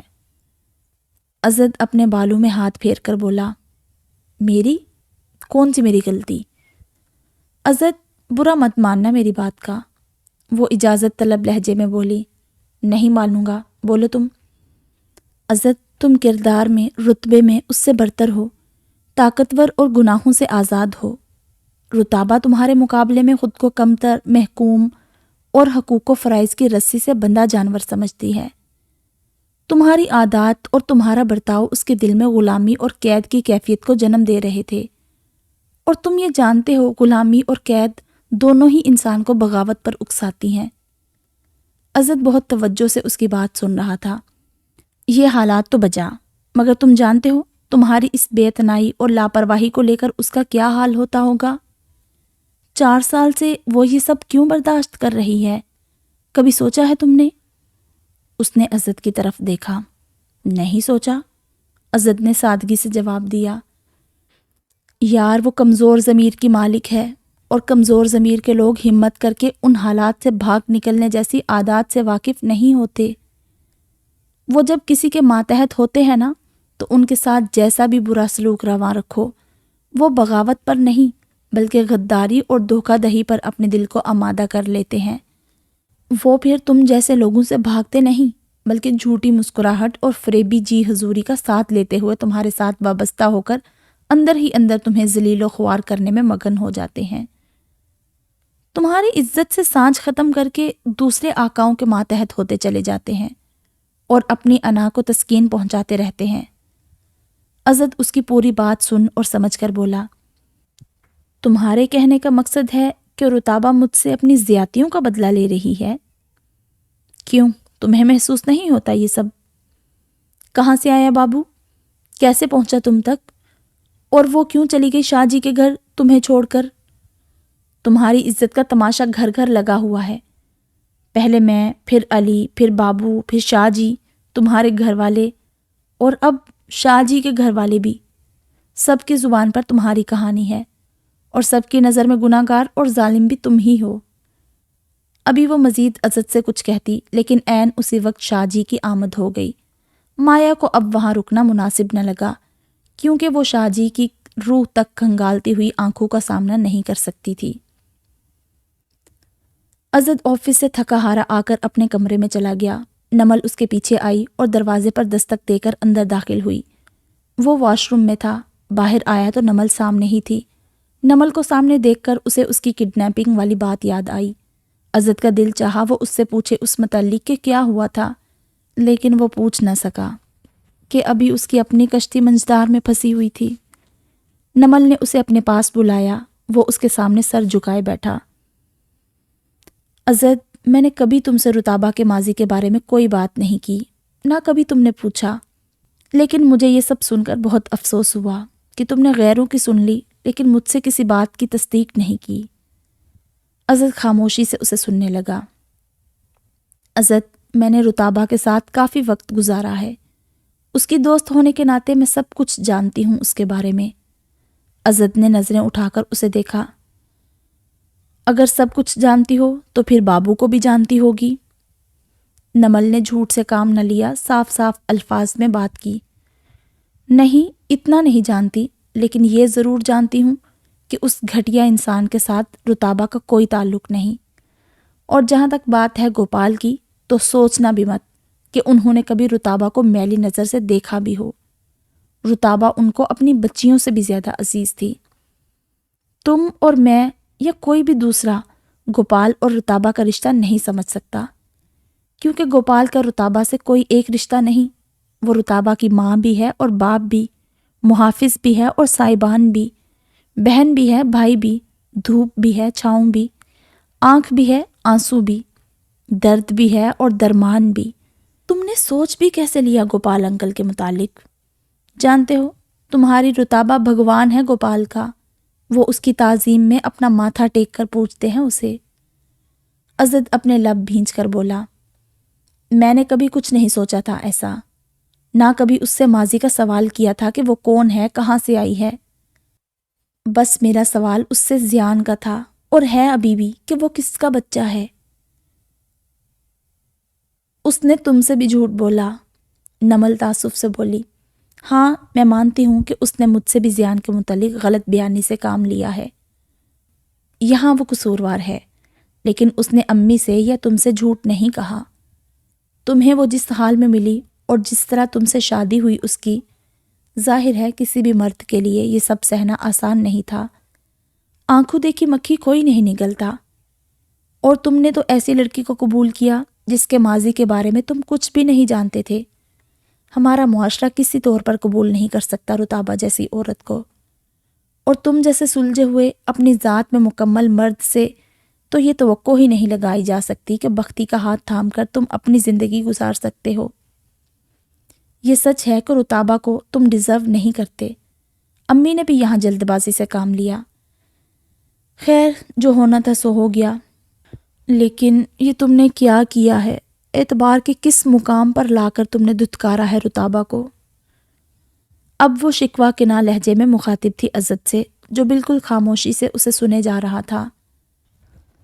بندیا، پائل، دیوی آنٹی، یہ سب تو ازل سے ہی رتابہ کی دشمن ہیں۔ وہ تو اس کے منہ میں ڈالا نوالا بھی چھین لیتی تھی۔ تمہارے ساتھ دیکھ کر ان سے یہ کیسے ہضم ہوتا کہ ان کے ٹکڑوں پر لاوارث پلنے والی بدبخت آج شابخت کیسے بن گئی؟ عزت نے کافی دیر بعد اس کی تقریر کے آخری سوال پر لب کھولے۔ لیکن نمل، یہ بھی تو سوچو کہ ایک بیٹی اپنے باپ پر اتنا بڑا الزام کیسے لگا سکتی ہے؟ نمل کندھے اچکا کر بولی، الزام ہی تو ہے۔ الزام لگانے میں کسی کو کوئی فرق نہیں پڑتا۔ نہ زبان گونگی ہوتی ہے، نہ نیت سامنے آتی ہے، نہ زمین پھٹتی ہے، نہ آسمان نگلتا ہے۔ نمل کا لہجہ سخت ہو گیا تھا۔ عزت اپنی بات پر زور دے کر بولا، لیکن اپنے ہی باپ اور شوہر پر کیوں لگا رہی ہے وہ الزام؟ کچھ تو ایسا معاملہ ہے نا؟ دیکھو عزت، باپ کا الزام اس لیے لگایا کہ وہ ان کے زیر سایہ پلی، اور شوہر کا اس لیے کہ وہ اس کے اشاروں پر چل سکتا تھا۔ ان کے علاوہ بندیا نے کسی اور کا ذکر کیوں نہیں کیا؟ کیونکہ کسی اور کے خلاف وہ اپنا جھوٹ سچ ثابت نہیں کر سکتی۔ لیکن تمہیں تمہارے سارے سوالوں کا جواب میں ثبوت سمیت دوں گی۔ عزت نے کن اکھیوں سے نمل کی طرف دیکھا، پھر اپنا رخ دوسری طرف موڑ لیا۔ ایک بات تو بتاؤ، یہ سب سن کر تم نے خود کیوں نہیں پوچھا رتابہ سے؟ عزت کی آنکھیں سرخ ہو رہی تھی۔ ہم دونوں میں اتنی قربت نہیں ہوئی تھی کہ ایک دوسرے کو شیئر کرتے، لیکن اس کے باوجود میں نے کئی بار اس سے پوچھا تھا کہ زیان کس کا بچہ ہے۔ وہ ہمیشہ یہی کہتی رہی کہ اسے نہیں معلوم، اور بابو ڈنکے کی چوٹ پر یہ بات ثابت کرنے کو تیار تھا کہ وہ اسی کا بچہ ہے۔ عزت یہ بات اس سے نہ کر سکا کہ جب تم اغوا ہوئی تھی تو ہو سکتا ہے یہ سب معاملات تب ہوئے ہوں، اور وہ یہ بھی نہ کہہ سکا کہ تمہارے اغوا کا ذمہ دار بھی سب لوگ رتابہ کو ہی ٹھہرا رہے ہیں، کیونکہ نمل کے اغوا کے چند دن بعد ہی لوگوں کے مطابق وہ گھر سے فرار ہوئی تھی۔ لیکن نمل اس کے چہرے کے تاثرات سے سمجھ گئی تھی۔ وہ اسے کھوجتی ہوئی نظروں سے دیکھ کر بولی، کہیں تمہارے ذہن میں یہ سوال تو نہیں کہ میرے کڈنیپ ہونے کے بعد یہ سب ہوا ہو؟ عزت نے ایک دم چونک کر اسے دیکھا۔ بولو نا، یہی سوال کرنا چاہتے ہو نا، لیکن کر نہیں پا رہے۔ عزت گہری سانس لے کر اپنا پہلو بدل کر رہ گیا نمل کے اس طرح دیکھنے پر۔ میرے کڈنیپ کے بعد جو بھی ہوا رتابہ کے ساتھ، وہ ساری سچائی میں تمہیں بتا دوں گی، لیکن مجھے یقین ہے رتابہ نے امی سے جھوٹ نہیں بولا ہوگا۔ عزت کچھ نہ بولا، خاموش ہی رہا۔ ویسے تمہیں یہ بات بھی میرے پڑوس سے ہی معلوم ہوئی ہوگی۔ عزت ہاں میں سر ہلاتے ہوئے بولا، جی، اور اس کا الزام بھی رتابہ کے سر پر ہے کہ اس نے تمہیں کڈنیپ کروایا تھا۔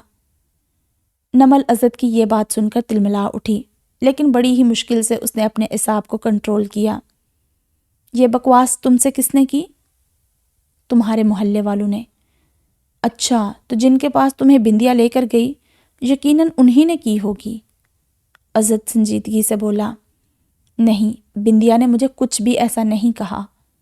نمل کو غصہ آنے لگا تھا۔ تو پھر کس کی باتوں پر اندھا یقین کر بیٹھے ہو تم؟ صرف دیوی پر؟ عزت نے نام میں سر ہلایا۔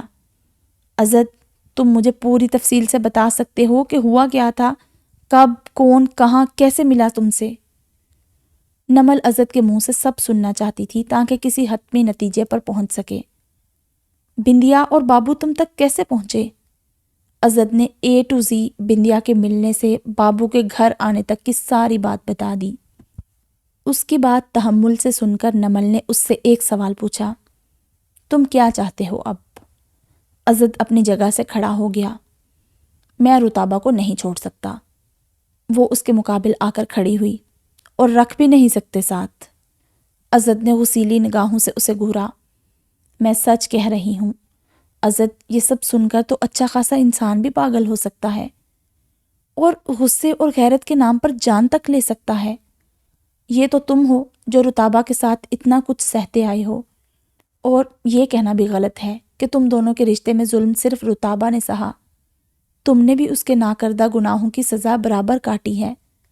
تمہاری جگہ کوئی اور ہوتا تو لمحہ بھی نہ لگاتا اور طلاق کے 3 الفاظ رتابہ کے منہ پر دے مارتا اور اسے گھر سے نکال دیتا۔ تم دونوں صابرین میں سے ہو، اور اللہ تعالیٰ صبر کرنے والوں کے ساتھ ہے۔ تم نے رتابہ کے ماضی کو اسے اپنے ساتھ جوڑ کر برداشت کیا اور رتابہ نے اپنا حال تم سے جڑ کر سہا۔ نمل عزت کی اندرونی کیفیت کا اندازہ اس کے ظاہری حلیے سے بآسانی کر سکتی تھی۔ وہ مزید بولی، پہلے میں تمہیں غلط سمجھتی تھی، لیکن اب اندازہ ہوا ہے کہ غلط تم بھی نہیں ہو۔ شوہر ہونے کی حیثیت سے تمہارا حق بنتا ہے کہ تم اس کے بارے میں پوری جانکاری رکھو، چاہے وہ اس کا ماضی ہو، حال ہو یا مستقبل۔ غلط رتابہ بھی ہے کہ اس نے تمہیں اعتماد میں نہیں لیا، لیکن یہ کہنا بھی درست نہیں کہ اس نے تمہیں دھوکہ دیا یا اندھیرے میں رکھا۔ عزت کو نمل کی بات سن کر کچھ تسلی ہوئی کہ اس کے اپنوں میں کوئی ایک تھا جو آج اس کے حق میں بولا تھا۔ بات کرتے کرتے نمل کا لہجہ بھیگنے لگا، وہ بیچاری تو خود اپنی قسمت کی کال کوٹری میں بند ہے۔ کہاں تم پر اپنے وہ دریچے کھولتی جو آج تک اس پر نہ کھل سکے۔ عزت نے پلٹ کر گہری نگاہوں سے نمل کو دیکھا۔ میں جانتی ہوں تم ہم سب سے زیادہ رتابہ کے ساتھ مخلص ہو۔ اسے اذیت اپنی ذات سے پہنچا کر بھی تم نے اسے تنہا کبھی نہیں چھوڑا۔ اپنے نام کی طرح اپنے ساتھ لیے پھرتے ہو اسے۔ لیکن میں یہ بھی جانتی ہوں عزت، کسی بھی اخلاص برے تعلق میں ایک دوسرے کے صبر کو آزمانا اور پھر نفرت کی آگ سے جھلسے ہوئے ارمان کے ساتھ نکل کر محبت کی آگ میں کود جانا آسان نہیں ہوتا۔ عزت کے دل سے ایک ٹھیس سی اٹھی۔ وہ اپنے ٹوٹے پھوٹے جذبات لہجے میں سمو کر بولا، اس کی حقیقت کا تذبذب زہر کی طرح پھیلتا جا رہا ہے میری رگ رگ میں۔ میں نہیں سمجھ پا رہا کہ وہ میری خواہش تھی یا میرے لیے مرگ تمنا ہے۔ نمل کا دل تڑپ اٹھا یہ جان کر کہ عزت کو اب اپنی زندگی سے کوئی دلچسپی، کوئی لگاؤ نہیں رہا۔ اس کی بیزاری رتابہ کی غیر موجودگی میں اس کے انگ انگ سے چھلک رہی تھی۔ بہت بری طرح اس کی ذات آج مسمار ہوتی نظر آ رہی تھی، جو محبت کے ابتدائیہ مراحل میں کل تک زیر تعمیر تھی۔ عزت کی آنکھیں بھیگنے لگی تھی اور اس کے دل سے ایک ہی آواز نکلی، کاش یہ سب خواب ہو یا جھوٹ ہو، کچھ بھی سچ نہ ہو۔ عزت نے اپنا رخ کھڑکی کی طرف کر لیا۔ عزت، تم اب تک اپنے آپ سے تنہا جنگ لڑتے رہے اور رتابہ اپنے نصیب سے، لیکن اب ان سب باتوں کا اپنے انجام تک پہنچنا ضروری ہے۔ اچھا ہی ہوا کہ سب کھل کر سامنے آیا۔ اب اس میں کتنا جھوٹ اور کتنا سچ ہے یہ بھی سامنے لانا ضروری ہے، اور تمہارے سارے شکووں کو بھی تسلی بخش جواب ملنا چاہیے، تاکہ اپنی آنے والی زندگی کو لے کر تم تمام حقائق کی روشنی میں بہتر فیصلہ کر سکو۔ نمل نے اس کے کندھے پر ہاتھ رکھا۔ تم اکیلے نہیں ہو، میں بھی تمہارے ساتھ ہوں۔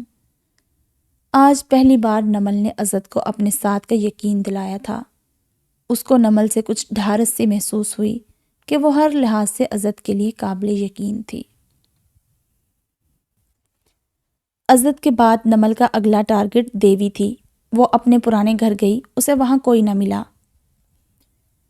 وہ گھر واپس آئی اور شاہ جی کے ذریعے دیوی کا گھر معلوم کیا اور علی کے ساتھ دیوی کے سامنے موجود تھی۔ دیوی اسے اتنے سالوں بعد یکدم اپنے سامنے دیکھ کر ششدر رہ گئی، پھر اپنی حیرت سمیٹ کر اسے اندر آنے کو کہا۔ اندر آ کر نمل پھٹ پڑی اس پر۔ بہت افسوس ہوا آنٹی، مجھے یہ جان کر کہ آپ نے اپنے شوہر گوپال پر اتنا گنونا الزام لگایا۔ آپ کو شرم نہیں آئی اپنی دو بیٹیوں کی طرف دیکھ کر بھی؟ دیوی تو انتہا درجے کی بدتمیز خاتون تھی، اور اب تو بات تھی بختی کی، جس کے نام پر دیوی کے اندر انسانیت مکمل طور پر ختم ہو جاتی تھی۔ اب اس نے تمہیں اپنا وکیل بنا کر بھیجا ہے تو کان کھول کر سن لے میری بات۔ آج آئی ہے میرے در پر اس کمزاد کے کہنے پر، دوبارہ مت آئیو۔ نمل اسی کی طرح کرخت لہجے میں جواب دیتی بولی، میں اس کمزاد کے کہنے پر نہیں آئی، بلکہ آپ کی ذات دیکھنے آئی ہوں، جو اسے نیچا دکھانے کے لیے شرمناک مقام تک نیچے آ گری ہے۔ دیوی اس کی بات پر بلبلا اٹھی، دیکھ نمل، میں تیرے منہ نہیں لگنا چاہتی، چلی جا یہاں سے۔ جاؤں گی میں، لیکن آپ کا بھیانک چہرہ آپ کو آئینے میں دکھا کر جاؤں گی۔ دیوی اپنے جاہلانہ انداز میں چلا کر بولی، ہمیں آئینہ دکھانے سے پہلے اس بدبخت کا پس آئینہ دیکھ، جسے دیکھ کر تجھے اپنے آپ سے بھی شرم آئے گی۔ بختی کے نام پر نمل جوشیلے انداز میں گویا ہوئی، ذرا بھی آپ کی آنکھوں میں خوف نہیں۔ حالانکہ اس پر ظلم کی انتہا کرتے کرتے آج اپنی بیٹی بندیا کا اور اپنا انجام دیکھ کر بھی آپ کا دل نہیں کانپا۔ آپ کیا سمجھتی ہیں بندیا کی اس حالت کے ذمہ دار بختی ہے؟ نہیں، بختی نہیں، اس کی ذمہ دار آپ ہیں۔ آپ کی بچی آپ کی بے رحمی کی سزا بڑی بے رحمی سے کاٹ رہی ہے۔ جس بختی کو آپ بھوک سے مارتی تھی، آج آپ کی اپنی بیٹی اپنی بھوک مارنے کے لیے لوگوں کے آگے اپنا تن بیچتی ہے۔ جس بختی کے بدن پر اسے بھیک میں دیے ہوئے پرانے کپڑے بھی برداشت نہیں ہوتے تھے، آج آپ کی بیٹی روز اپنے کپڑے اتارنے کا معاوضہ لیتی ہے۔ دیوی کا سانس رکنے لگا۔ یاد کریں وہ وقت جب بختی کو آپ بچے ہوئے جھوٹے کھانے کھلاتی تھی، اور آج کا وقت دیکھیں، انہی ہاتھوں سے لوگوں کے جھوٹے برتن دھوتی ہیں تو آپ کو کھانا ملتا ہے۔ یہ اس بختی کے ساتھ کی ہوئی ہر ناجائز اور ظلم کا بدلہ ہے جس کا قرض آج آپ کے حالات اور آپ کی اولاد چکا رہی ہے۔ مجھے تو رحم آتا ہے گوپال انکل پر، جس نے بھگوت گیتا کی طرح کسی لاوارث بچی کی حفاظت کی، اس کو پالا۔ آج اسی کی گیتا در در اپنی عزت پامال کر رہی ہے۔ نمل کے آنسو جھر بہنے لگے۔ دیوی کو تو جیسے سانپ ہی سونگھ گیا تھا۔ اس کی پٹر پٹر چلتی زبان پر یکدم تالے پڑ گئے تھے۔ آنٹی، جس جھوٹ کی آگ میں آپ نے بختی کو جھونکا ہے نا، اسی آگ کے جھونکے سے آپ کو اپنا آپ زندہ نہ جلانا پڑ جائے۔ نمل نے آج ٹھان لی تھی کہ وہ دیوی کے مردہ ضمیر کو جگا کر ہی جائے گی۔ آپ نے ایک بار نہیں، بار بار بختی کو تباہ کیا، اور صرف بندیا ہی کافی نہ ہو شاید۔ اب بھی وقت ہے معافی مانگ لے اس سے۔ ایسا نہ ہو کہ آپ کے رہتے مکافات چکانے کی باری اب پائل کی کندھوں پر آ جائے۔ بہت بد دعائیں دیتی تھی نا آپ اسے، آج دیکھے خود کو۔ اس کے صبر نے آپ کی بد دعائیں پلٹ کر آپ کے منہ پر دے ماری ہیں۔ دیوی سن ہوتے اعصاب کے ساتھ بس اسے کھڑی دیکھتی رہی۔ آنسو بھی کچھ پل جم سے گئے تھے اس کی آنکھوں میں، اس کی انسانیت کی طرح۔ لیکن آج نمل کی باتوں نے اسے جھنجھوڑ کر رکھ دیا تھا۔ وہ نم دیدہ ہوتی روح سے جاتی ہوئی نمل کو دیکھتی رہ گئی۔ شام کا وقت تھا، موسم ابر آلود تھا۔ شاہ جی ڈرائیو کرتا ہوا بندیا کے گھر پہنچا۔ اسے اپنی چوکھٹ پر دیکھ کر وہ خوشی سے پاگل ہونے لگی۔ شاہ جی کے ہاتھ میں کچھ پیپرز تھے۔ اس کے کمرے میں آ کر شاہ جی نے پیپرز اس کے سامنے رکھے۔ وہ ان کو ٹٹولنے لگی۔ یہ کیا ہے؟ اس گھر کے کاغذات ہیں جو اب تمہارے نام ہے۔ شاہ جی کی بات سن کر وہ جہان بھر کی حیرت آنکھوں میں لیے بولی، کیا؟ یہ گھر میرے نام پر؟ شاہ جی کے لبوں پر اس کی حیرت سے پھیلی آنکھیں دیکھ کر مسکراہٹ پھیل گئی۔ ہاں، میں نے خرید لیا تھا کافی ٹائم پہلے، بس مصروفیت کی وجہ سے آ نہیں سکا۔ اتنا کہہ کر شاہ جی نے سگریٹ سلگایا۔ اس احسان کی وجہ جان سکتی ہوں میں؟ احسان ضروری تو نہیں کسی خاص وجہ سے کیا جائے۔ میری عادت ہے، ایک بار جس سے تعلق جوڑ لوں، پھر اس کا دکھ سکھ میرا دکھ سکھ بن جاتا ہے۔ بندیا نے ستائشی نظروں سے شاہ جی کو دیکھا۔ کیا واقعی میں تم مجھ سے تعلق رکھنا چاہتے ہو؟ وہ سگریٹ اپنے خوبصورت گلابی ہونٹوں کے درمیان رکھ کر بولا، تعلقات رکھنے والا نہیں، نبھانے والا بندہ ہوں میں۔ وہ تو مجھے اندازہ ہو گیا ہے۔ شاہ جی سگریٹ کا کش لے کر بولا، اندازے انسان کے اکثر غلط بھی ثابت ہو سکتے ہیں۔ بندیا بڑے ہی فخریہ انداز میں کہنے لگی، سب کچھ غلط ہو سکتا ہے لیکن تم غلط نہیں ہو سکتے۔ شاہ جی کو ہنسی آ گئی اس کی بات سن کر۔ اچھا، ویسے ایک بات پوچھوں تم سے؟ ہاں پوچھو۔ تمہارے اس انتقام کا کیا ہوا جس کی تپش میں اس وقت بھی تم جلتی ہوئی محسوس ہو رہی ہو؟ وہ کانچ کی میز پر آڑی ترچھے لکیریں اپنی انگلی سے لگاتے ہوئے شاہ جی کی بات سن کر رک گئی۔ پھر بڑے افسوس سے آہ بھرتی بولی، ملا تھا ایک موقع لیکن نکل گیا میرے ہاتھ سے۔ لیکن میں نے ہار نہیں مانی، اپنا بدلہ لے کر ہی دم لوں گی۔ شاہ جی نے اس کی بات سن کر اسے بڑے پیار سے اپنے ساتھ کی پیشکش کی۔ ویسے چاہو تو شیئر کر سکتی ہو، اس میں بھی تمہارا ساتھ دینے کو تیار ہوں میں۔ شاہ جی اسے اپنے اعتماد میں لینے لگا۔ اس نے پلکیں اٹھا کر شاہ جی کو دیکھا۔ وہ مسکرایا۔ گھور کیوں رہی ہو ایسے؟ سچ کہہ رہا ہوں، اعتبار کر سکتی ہو مجھ پر۔ بندیا اس پر اعتماد کیا کرتی، وہ تو اول روز سے ہی اس پر ایمان لے آئی تھی۔ بندیا نے اسے بتا دیا کہ وہ بختی تک کیسے پہنچی تھی اور کس طرح اس نے بابو کو اس کے گھر بھیجا تھا، لیکن اس نے مایا کا نام نہیں لیا۔ شاہ جی نے بڑے اطمینان سے انجان بنتے ہوئے اس کی بات سنی۔ اچھا، تو بختی اور تمہارے باپ کے بارے میں یہ سب تمہیں بابو نے بتایا تھا؟ ہاں، بابو نے ہی اس حقیقت سے پردہ اٹھایا تھا۔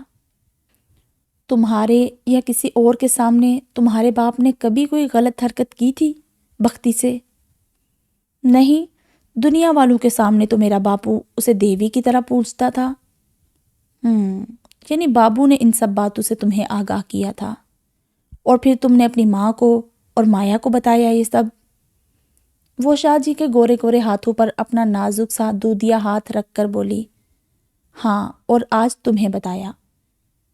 شاہ جی بظاہر اس کا ساتھ دیتے ہوئے اس کا ہاتھ تھام کر افسوس سے بولا، میں تمہارے ساتھ ہوں، تمہیں برباد کرنے والے اور اس مقام تک پہنچانے والے سب تمہارے سامنے لے آؤں گا، لیکن ایک سوال پوچھنا ہے تم سے۔ شاہ جی گہری سوچ میں سوچتا ہوا بولا، ہاں پوچھو۔ عزت کو کیسے جانتی ہو؟ عزت کا نام سن کر بندیا ٹھٹک سی گئی۔ کون عزت؟ وہ اس کی بلوری آنکھوں میں جھانک کر بولا، میں نے تمہیں ایک بار اس کے آفس سے نکلتے ہوئے دیکھا تھا۔ جھوٹ مت بولنا مجھ سے۔ بندیا نے الٹا شاہ جی سے سوال کیا، تم کیسے جانتے ہو عزت کو؟ شاہ جی کو اصل کردار تک پہنچنے کے لیے اس سے جھوٹ بولنا پڑا۔ پرانی دشمنی ہے اس سے میری۔ شاہ جی اور عزت کی دشمنی کا سن کر بندیا کو ڈھارس ہوئی، پھر آرام سے مایا کا بھی سچ اگل دیا اس نے۔ شاہ جی فوراً بندیا کی باتوں سے سمجھ گیا کہ وہ جس انم لڑکی کا ذکر کر رہی ہے وہ مایا ہی ہے۔ مایا کو اس معاملے میں انوالو پا کر شاہ جی کو دھچکا لگا، پر اس نے خود کو کنٹرول کیا۔ یہ انم کون ہے اور کیا چاہتی ہے عزت سے؟ بندیا اپنے لمبے سنہری بالوں کو چہرے سے ہٹاتی بولی، عزت سے کچھ نہیں چاہتی وہ، بلکہ عزت کو چاہتی ہے، جو اس وقت مکمل اس بدبخت کے شکنجے میں ہے۔ وہ کم ذات لوگوں کی محبتوں پر بھی ڈاکے ڈالنے لگی ہے۔ شاہ جی مزید کچھ نہ سن سکا بختی کے بارے میں۔ وہ سگریٹ ایش ٹرے میں مسل کر اٹھا۔ کہاں جا رہے ہو؟ بندیا نے اسے روکا۔ تمہاری ادھوری خواہش پوری کرنے۔ بندیا نے بے یقینی سے اسے دیکھا۔ تم واقعی سچ کہہ رہے ہو؟ شاہ جی نے ہاں میں سر ہلایا اور جاتے جاتے پلٹا، جب تک سب تمہارے سامنے نہ آ جائیں اس کا ذکر کسی تیسرے سے مت کرنا کہ میں تمہارے ساتھ تھا۔ بندیا نے اپنے سینے پر ہاتھ رکھ کر سر خم کرتے ہوئے کہا، جو حکم میرے آقا۔ شاہ جی پھر کچھ اور کہنے کے لیے رکا۔ ذرا اپنے گھر کی بھی خبر لے لیا کرو، پائل اچھے راستے پر نہیں چل رہی، کہیں ایسا نہ ہو جس دلدل میں تم ہو کل وہ بھی اسی مقام پر تمہیں ملے۔ بندیا شاہ جی کی بات سن کر ہکا بکا رہ گئی اور بھاگتے ہوئے اس کے پاس آئی۔ تم کیسے جانتے ہو پائل کو؟ یہ بات رہنے دو اور میری بات پر غور کرو۔ میں نے اسے مکیش کمار کے ساتھ دیکھا تھا۔ وہ بندیا کے ہوش اڑاتا نکل گیا اور بندیا وہاں پتھر کا بت بنی کھڑی رہ گئی کہ وہ اس کے بارے میں ساری معلومات کیسے رکھ سکتا ہے۔ علی، شاہ جی اور نمل، ان تینوں کے درمیان تھی یہ ساری باتیں۔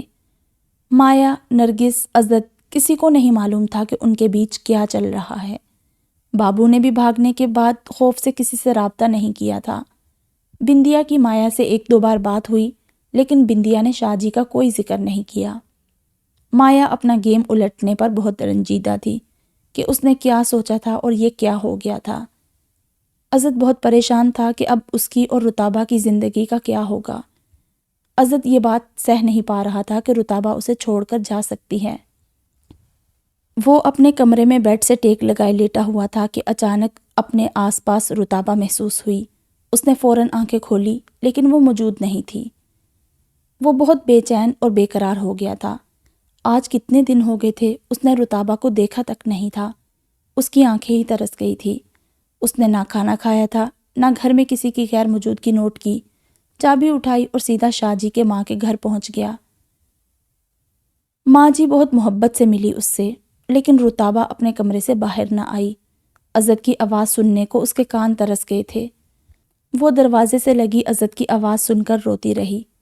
عزت مایوس ہی لوٹ گیا۔ وہ اسے لینے آیا تھا، لیکن رتابہ نے صاف انکار کر دیا کہ وہ نہیں ملنا چاہتی عزت سے۔ سبحانہ نے زبردستی نہیں کی اور عزت سے معذرت کر لی۔ رتابہ جانتی تھی کہ عزت اسے دیکھتے ہی دیوانہ وار اس سے لپٹ جائے گا اور وہ بھی اس سے الگ نہیں ہو سکے گی۔ بس ایک ملاقات کی دوری پر تھے وہ دونوں۔ وہ ڈرائیو کرتا ہوا سگنل پر رکا تو برابر والی کار سے گانے کی آواز سن کر اس کی آنکھیں نم ہونے لگی۔ بڑے کم نظر تھے ہم، گناہگار تھے ہم، مگر تیرے دل کو لبھاتے رہے ہیں، یہی سوچ کر تم بھلا دو خطائیں، تجھے ہم بہت یاد آتے رہے ہیں۔ فقط ایک ملاقات مانگی ہے تم سے، ملا کر نظر کو گزر جائیے گا۔ سگنل کب کا کھل چکا تھا، وہ گمسم وہیں رکا رہا۔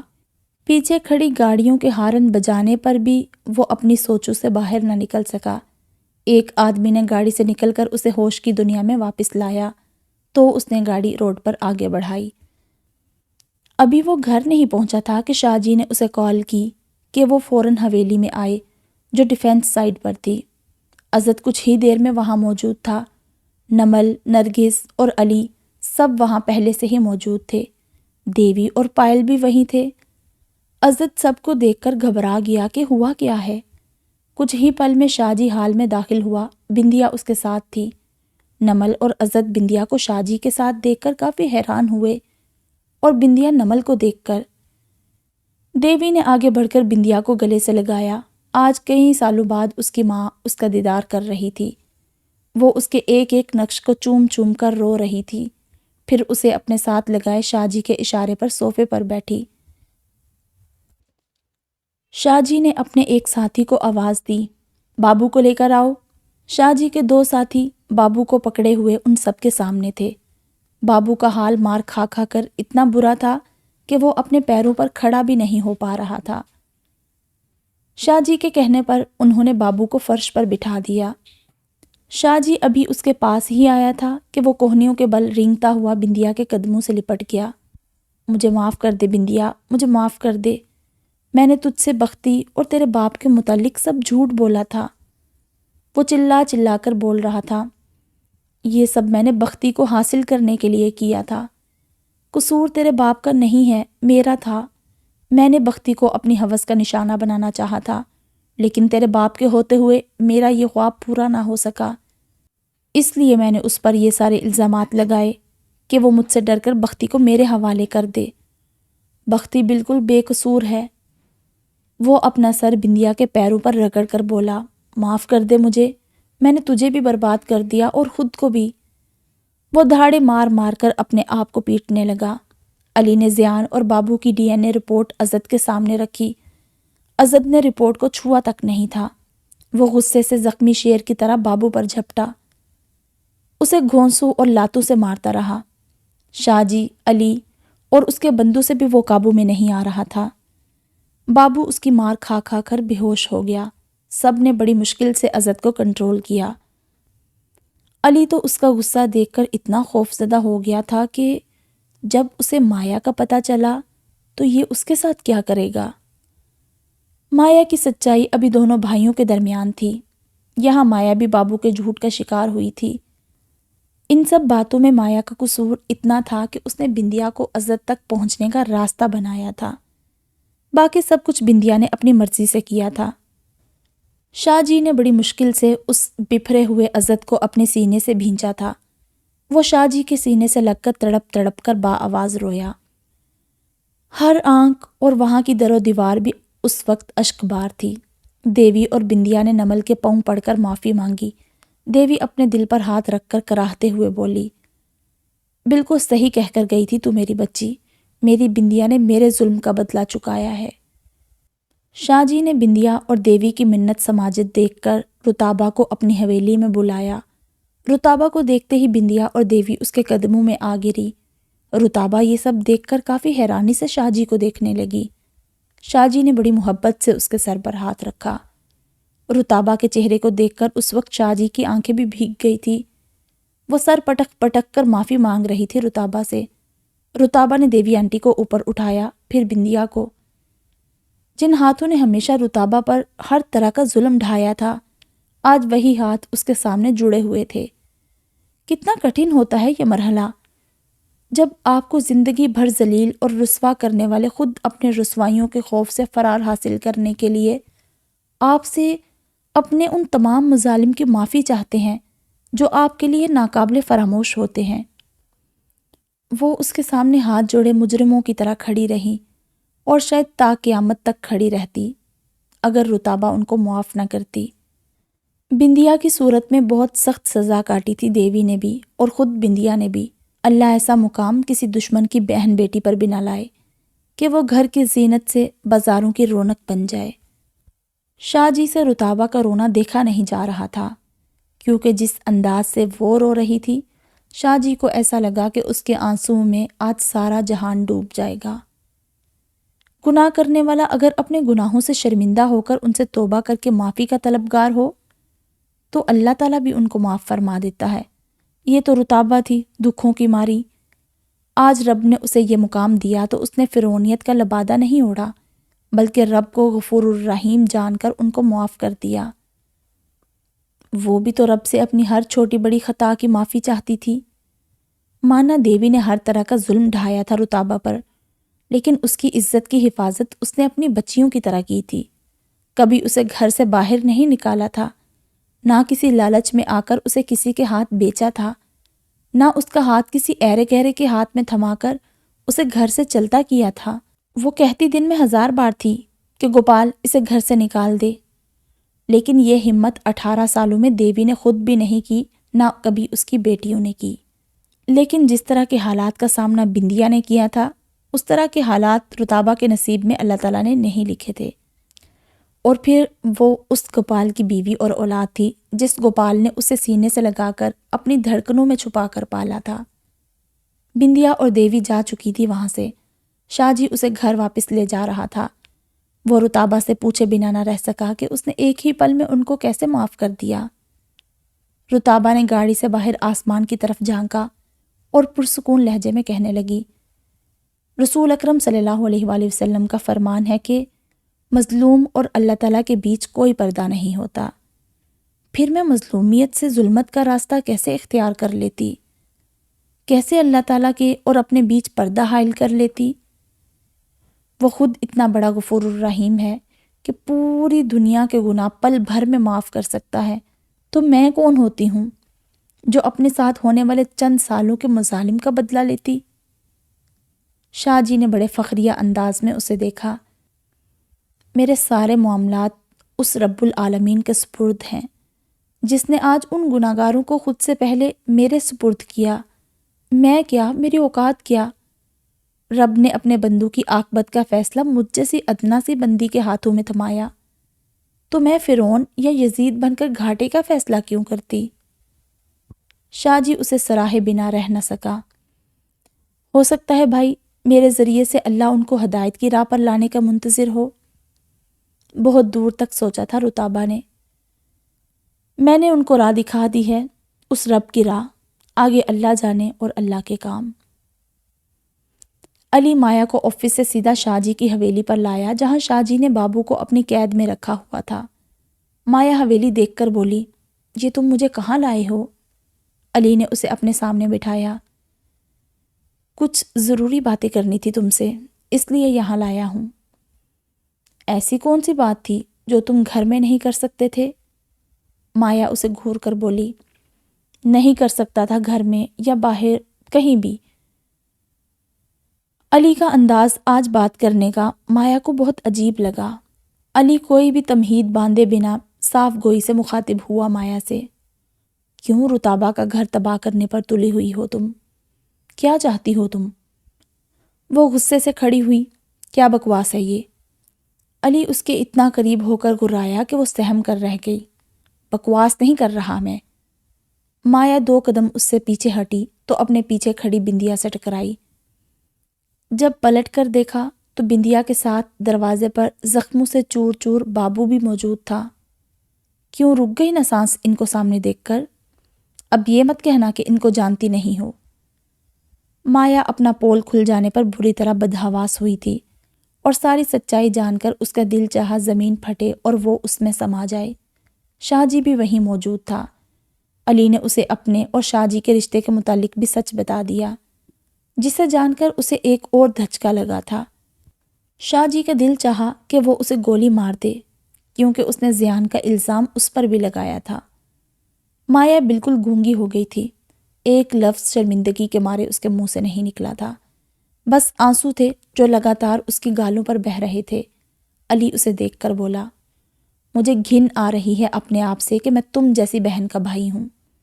تمہارا تو بس نہیں چلا، ورنہ تم زیان کا الزام میرے سر پر بھی لگا دیتی اگر میں رتابہ سے پہلے مل چکا ہوتا تو۔ عزت کو یہ سب پتہ چلا کہ تم بھی اس کی بربادی میں شامل ہو تو جانتی ہو وہ جان سے مار دے گا تمہیں۔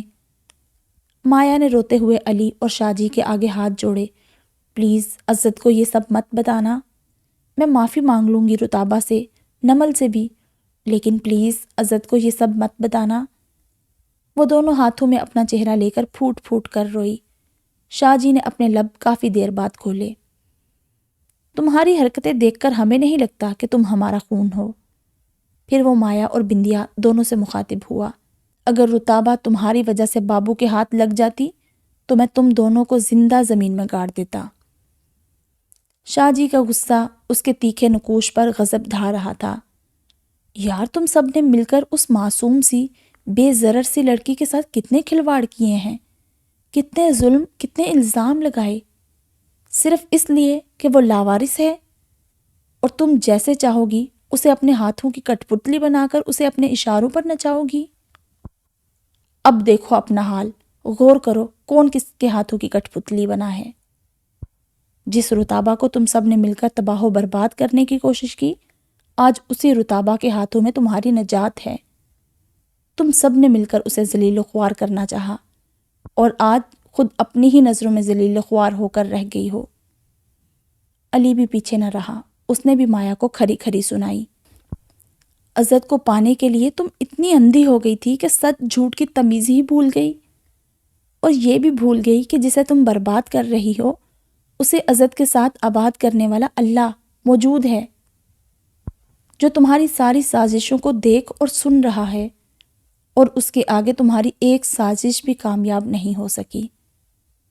مایا شرم سے زمین میں گڑتی چلی گئی۔ عزت کو چاہتی ہو تم تو چاہنے کا سلیقہ بھی تو سیکھو۔ کسی کو برباد کر کے اپنی مکاریوں سے محبت حاصل کرنے کا یہ کون سا طریقہ ہے؟ مایا اپنے کانوں پر ہاتھ رکھے چلائی، بس بس کر دو، بس کر دو، اب میں مزید کچھ نہیں سن سکتی۔ علی بھی رو پڑا کہ یہ تھی اس کی بہن جس پر وہ جان دیتا تھا۔ وہ علی کی شرٹ پکڑے خوب روئی۔ علی اس کے ہاتھ جھٹک کر روتا ہوا بولا، تم سے تو رشتہ بھی ایسا ہے کہ کچھ بگاڑ بھی نہیں سکتا میں تمہارا۔ وہ اسے وہاں چھوڑ کر چلا گیا۔ شاہ جی بندیا کو باہر تک چھوڑنے آیا۔ بندیا نے نہایت شرمندگی سے شاہ جی سے بار بار معافی مانگی کہ مایا بھی اس کے کہنے میں آئی تھی۔ علی مایا کو وہاں چھوڑتے ہوئے یہ بھول گیا تھا کہ مایا کس حد تک جذباتی ہے۔ اپنی ہار اس نے تسلیم کر تو لی تھی، لیکن احساس شرمندگی نے اسے جینے کا موقع نہ دیا۔ وہ اپنے جذبات کے ہاتھوں اس قدر مجبور ہو گئی تھی کہ اس نے خود کو آگ لگا لی۔ شاہ جی گھر کے باہر ہی تھا۔ بندیا کو گاڑی میں بٹھا کر وہ ابھی گھر میں داخل نہیں ہوا تھا کہ مایا کی فلک شگاف چیخیں اسے سنائی دیں۔ وہ تیزی سے اندر بڑھا تو اپنی طرف بھاگ کر آتے ہوئے اپنے ساتھی سے ٹکرایا۔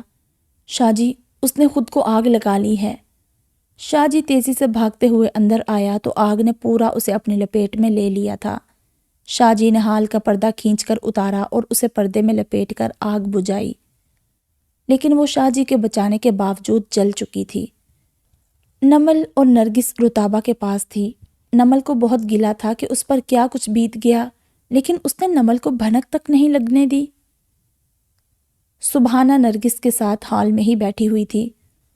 زیان ان کے سامنے کھیلنے کودنے میں مصروف تھا۔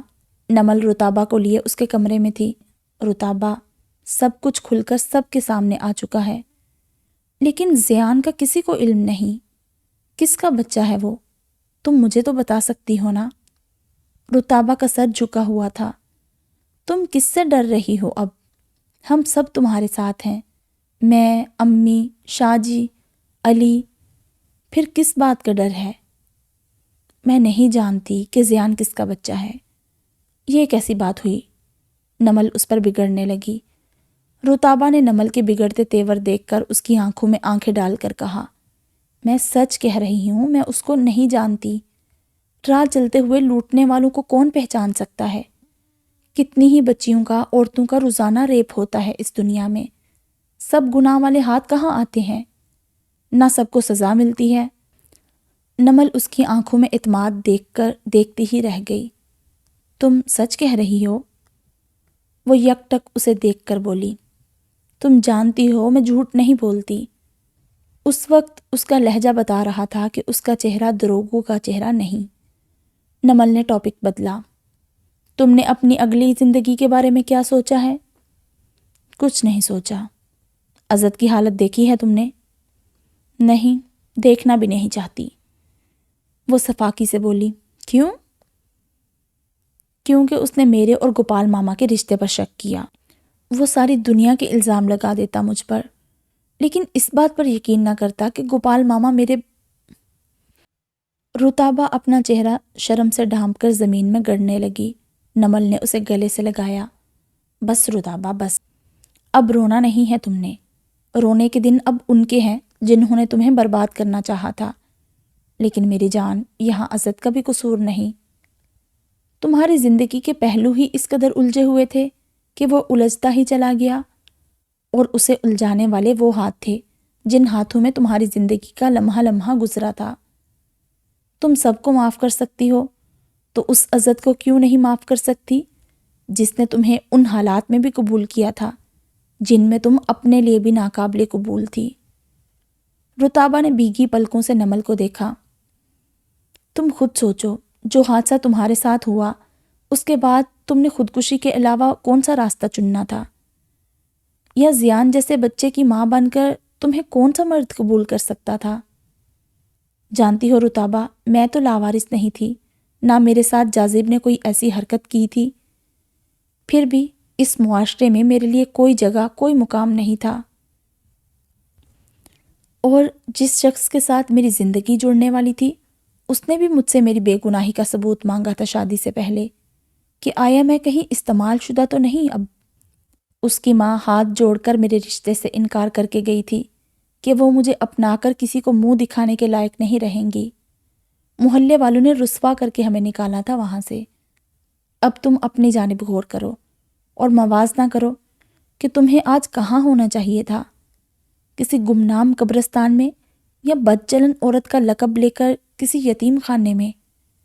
کون یقین کرتا تمہاری بے گناہی پر؟ نمل کی بات سن کر رتابہ کے رونگٹے کھڑے ہو گئے۔ میری جان، تمہیں تانا نہیں دے رہی بلکہ سمجھا رہی ہوں کہ معاشرے میں عزت کے بغیر تمہاری کیا حیثیت، کیا مقام ہے۔ جانتی ہو، لاوارث لڑکیوں کی یا ریپ کا شکار ہونے والی لڑکیوں کی شادیاں عزت جیسے پارسا شہزادوں سے نہیں ہوتی، بلکہ کسی لولے لنگڑے، اندھے، موالی یا رنڈوے یا عمر رسیدہ جوان بچوں کے باپ سے ہوتی ہے۔ اور اگر یہ سب نہ ہو تو اللہ اپنی پناہ میں رکھے، پھر بندیا جیسی بے گھر، بے عزت، بے آبرو زندگی ہوتی ہے۔ رتابہ کے ساتھ ساتھ نمل خود بھی رو پڑی۔ تم نے عزت کی زیادتیاں بہت برداشت کی ہیں، لیکن اس نے بھی تم سے جڑی وہ ذلت جھیل لی ہے جس کے نام پر مرد عورتوں کو زندہ زمین میں دفن کر دیتے ہیں۔ نرگس بھی اندر آ گئی تھی۔ رتابہ بیٹا، ہم یہاں اس کے وکیل بن کر یا تمہارے جج بن کر نہیں آئے، بلکہ عزت کی ذات کا چھپا وہ پہلو اجاگر کرنے آئے ہیں جس سے ہم خود بھی واقف نہیں تھے۔ عورت بہت کمزور ہوتی ہے، اس کے آنسو دیکھ کر ہر دوسرا بندہ ہمدردی میں اس کا سہارا بننے کی کوشش کرتا ہے کہ عورت مظلوم ہے، لیکن عزت کو یہاں ہم سب نے تنہا چھوڑ دیا اور سب تمہاری سائیڈ ہو گئے، صرف اس لیے کہ وہ ایک مرد ہے، اسے کسی کے سہارے کی، کسی کے ساتھ کی ضرورت نہیں، اور تم بھی اسے تنہا چھوڑ کر ایک طرف ہو گئی۔ نمل اندر آتے زیان کو گود میں لے کر بولی، رتابہ، زندگی کے مشکل ترین موڑ پر اس نے تمہیں خود سے جدا نہیں کیا۔ زیان کے پیدا ہونے سے یہ گوپال اور بابو کی حقیقت جاننے تک بھی اس نے کبھی تمہیں طلاق نہیں دی، بلکہ دیوانوں کی طرح وہ تمہارے لیے تڑپ رہا ہے۔ اور جانتی ہو، وہ تمہاری سچائی جانے بنا ہی تمہیں اس دن لینے آیا تھا۔ وہ تمہاری اور اپنے ہونے والے بچے کی خاطر اپنی غیرت کو بھی مارنے کے لیے تیار تھا۔ نرگس نے ہاتھ جوڑے رتابہ کے آگے۔ مت ٹھکراؤ اسے جس نے تمہاری ٹھوکروں کو اپنا نصیب سمجھ کر قبول کیا ہے۔ رتابہ نے نرگس کے ہاتھ اپنے ہاتھوں میں لے کر چومے۔ نہیں امی، پلیز ہاتھ مت جوڑیں آپ۔ میں عزت کو کھو کر خود بھی نہیں جی سکتی۔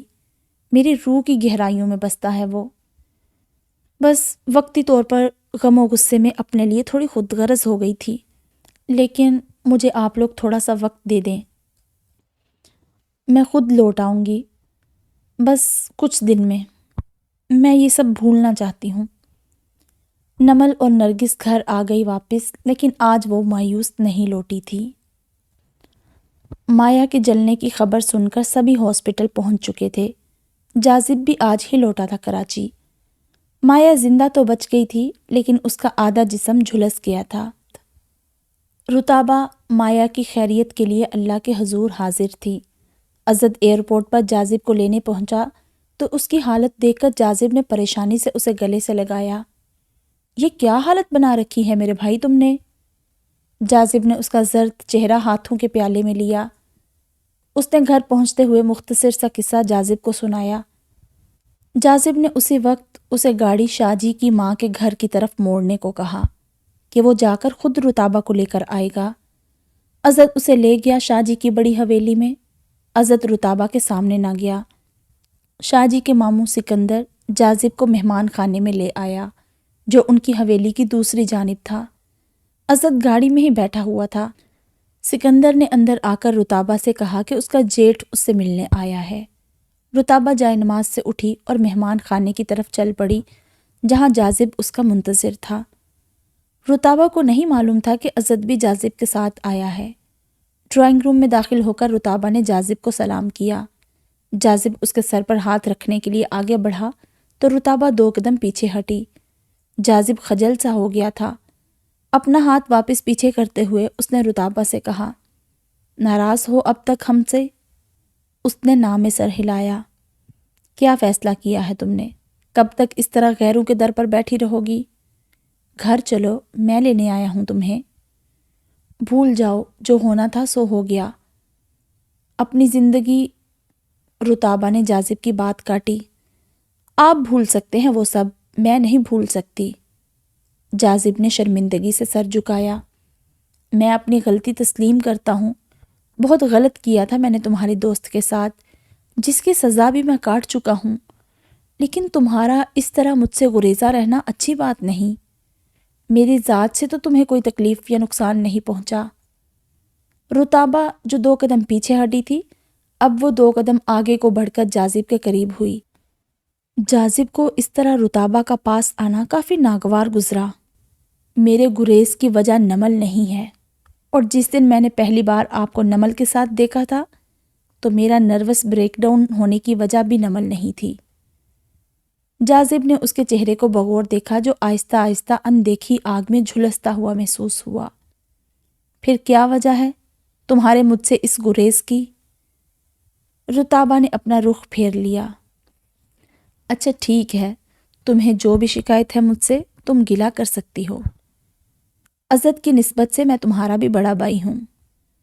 بھائی کا لفظ سن کر رتابہ تڑپ کر پلٹی۔ جاذب اس کے انداز سے تھوڑا گھبرا گیا۔ ایسے کیوں دیکھ رہی ہو؟ بات کرنے سے پہلے رتابہ کے آنسو گالوں پر بہنے لگے۔ دیکھ رہی ہوں اس بے رحم شخص کو، جس کی وجہ سے میں آج دربدر ہوں۔ کیا مطلب؟ میں سمجھا نہیں۔ جاذب نے حیرت سے پوچھا۔ وہ آنسو بازو سے پونچھتی اٹکتے الفاظ میں بولی، بھول گئی وہ رات آپ کو، جس میں جیتی جھاگتی آپ کی نشانی اپنی کوکھ میں لے کر آپ کے بھائی کی زندگی میں شامل ہوئی تھی میں۔ جاذب کے پیروں تلے سے زمین ہل کر رہ گئی۔ کیا کہہ رہی ہو تم؟ رتابہ خون بہاتی آنکھوں سے اس کے سامنے تھی۔ ٹھیک کہہ رہی ہوں میں۔ بیوی تو میں آپ کے چھوٹے بھائی کی ہوں، لیکن ماں میں آپ کے بچے کی ہوں۔ زیان کسی اور کا نہیں، آپ کا بچہ ہے۔ جاذب کے سر پر تو جیسے قیامت ٹوٹ پڑی تھی۔ رتابہ نے ڈرائنگ روم کی لائٹس آف کی۔ لان کی ملگجی سی روشنی میں جاذب نے اسے دیکھا۔ وہ اس کے بے حد قریب آئی۔ غور سے دیکھو اس چہرے کو، کچھ یاد آیا؟ جاذب کو اس کا چہرہ یاد نہ تھا، کیونکہ اس نے نشے کی حالت میں ایک جھلک کی ہی دیکھی تھی اس کی، لیکن رتابہ کو یاد تھا جاذب کا چہرہ، کیونکہ اس نے کڑکتی بجلی کی روشنی میں خود پر گرے ہوئے جاذب کو غور سے دیکھا تھا، اور دوسری بار جب اس کے سر پر کینڈل سٹینڈ مارا تھا۔ کیسے بھول سکتی تھی وہ اس چہرے کو، جو اس کی تباہی کا، رسوائی کا سبب بنا تھا؟ جاذب کو وہ سارا منظر یاد آیا جب وہ اسلحے کی ڈیل کسی پارٹی سے کرتا ہوا واپس آ رہا تھا۔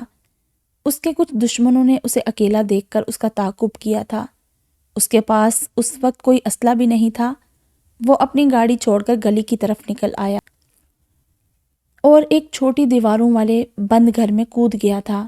گھر کے اندر بڑی احتیاط سے وہ لاک توڑ کر داخل ہوا تھا۔ موسم کی خرابی کے باعث اس کا فون بھی نہیں لگ رہا تھا۔ اسے اکیلے کمرے میں بیڈ پر لیٹی لال لباس میں نمل یاد آنے لگی۔ اس نے جیب سے سگریٹ تلاش کی تو نہیں تھی۔ اس کا موبائل فون بجنے لگا، کال اسد کی تھی۔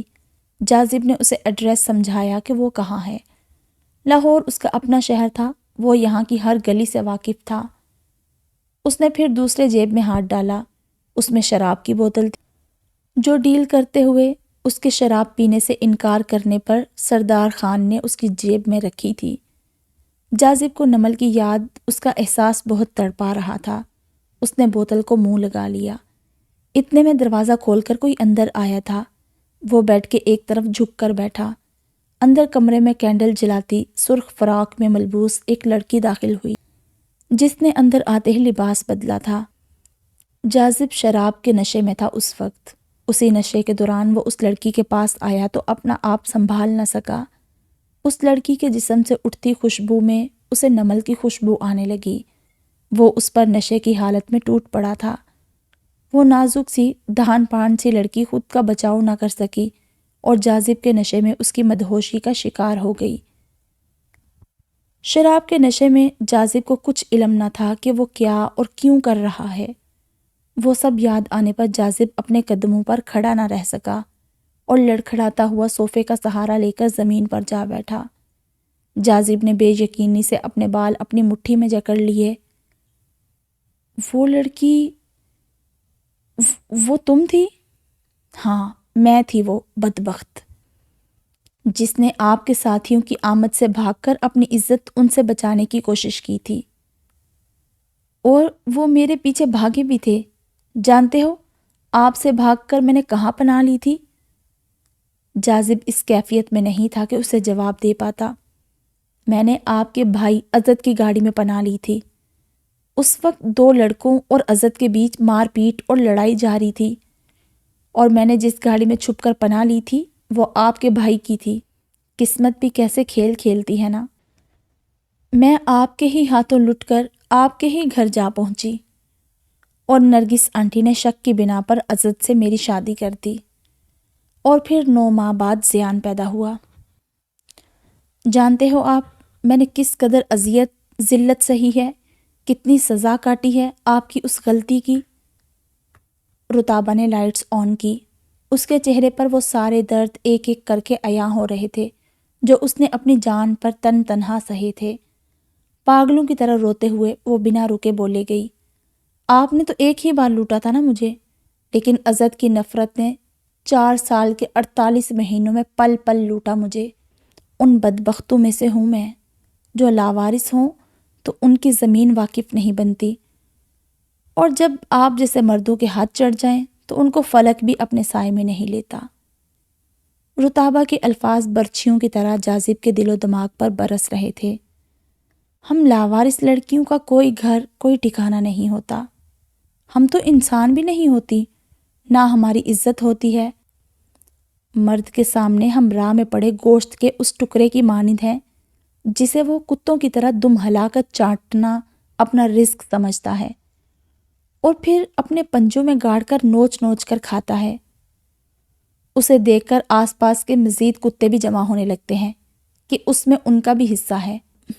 رتابہ نے یہاں ان سب بدنیت مردوں پر چوٹ کی جو اس کی زندگی کا حصہ بنے تھے۔ جاذب دم بخود اسے سنتا رہا۔ جو لڑکیاں مرد کی ہوس کی بھینٹ چڑھتی ہیں، جانتے ہو، ان پر پھر اپنے محرم رشتے بھی اعتبار نہیں کرتے، اور جو میری طرح بے گھر ہوں تو ان کو باپ کی طرح پالنے والے مرد کو بھی شک کی نظر سے دیکھا جاتا ہے۔ ایسی لڑکیوں کے ساتھ ہمدردی کے دو بول بولنے والا بھی زناکار ہوتا ہے۔ قدم قدم پر ہمیں یہ احساس دلایا جاتا ہے کہ ہم استعمال شدہ کچرے کے ڈھیر پر پڑے ہوئے اس ٹیشو پیپر کی مانند ہیں جن پر تھوکا جا سکتا ہے بس۔ جاذب کے اعصاب کو اس کے کربناک آنسو نے جکڑ لیا تھا۔ کچھ بھی کہنے سے قاصر تھا وہ۔ جانتے ہو، مجھے گوپال ماما نے ماں کی طرح اپنے آپ کو سینچ کر پالا تھا۔ مجھے کھانے کو آدھی روٹی ملتی تھی اور کبھی ملتی ہی نہیں تھی۔ میرے حصے کی روٹی وہ اپنی جیب میں چھپا لیتے تھے اور سب کے سونے کا انتظار کر کے میرے پاس دوڑے چلے آتے تھے اور اپنے ہاتھوں سے کھلاتے تھے۔ جب مجھے دیوی آنٹی سزا کے طور پر سرد ہوا میں بٹھا دیتی تھی تو وہ خود نرم گرم بستر چھوڑ کر ان ٹھٹرتی راتوں میں مجھے اپنے سینے سے لگا کر سلاتے تھے کہ کہیں سردی سے میں بیمار نہ پڑ جاؤں۔ میرا اوڑھنا، میرا بچھونا ان کی شفقت بھری باہیں تھی، لیکن اس ظالم سماج نے ان کو بھی نہ بخشا۔ ان کے ماتھے پر بھی میں کلنک کا ٹیکا بن کر رہ گئی۔ لوگوں کے ضمیر نہیں کانپے، نہ ان کی زبان گونگ ہوئی۔ جو میرا ماہی باپ تھا اسے ہی میرے بچے کا باپ بنا دیا، صرف اس لیے کہ اس کے پاس میرے باپ ہونے کا ثبوت نہیں تھا۔ جس طرح اب میں آپ کے زیان کے باپ ہونے کا ثبوت نہیں دے سکتی۔ رتابہ کی بات سن کر اس کے وجود پر اس طرح لرزہ طاری ہوا جیسے زمین زلزلہ آنے پر بڑی سے بڑی مضبوط سے مضبوط عمارت کو ڈھا کر زمین بوس کر دیتی ہے۔ کیا ہے اس معاشرے، اس دنیا کی، یہاں کے لوگوں کی حقیقت، جہاں مجھ جیسی ہزاروں بہن بیٹیوں کے لیے کوئی پناہ گاہ نہیں، جن سے ہونے والی کسی بھی غلطی کی معافی نہیں۔ آپ مرد ہمیں اپنے وقتی جنون اور لطف کا سامان بناتے وقت یہ کیوں نہیں سوچتے کہ خدا تو معاف کر دے گا آپ کو، لیکن یہ دنیا، یہ لوگ ہمیں معاف نہیں کریں گے۔ ہم سے پیدا ہونے والے ایک بچے کے کتنے باپ بن جاتے ہیں، یہ کیوں نہیں سوچتے؟ اب رتابہ کی سسکیاں بند گئی تھی۔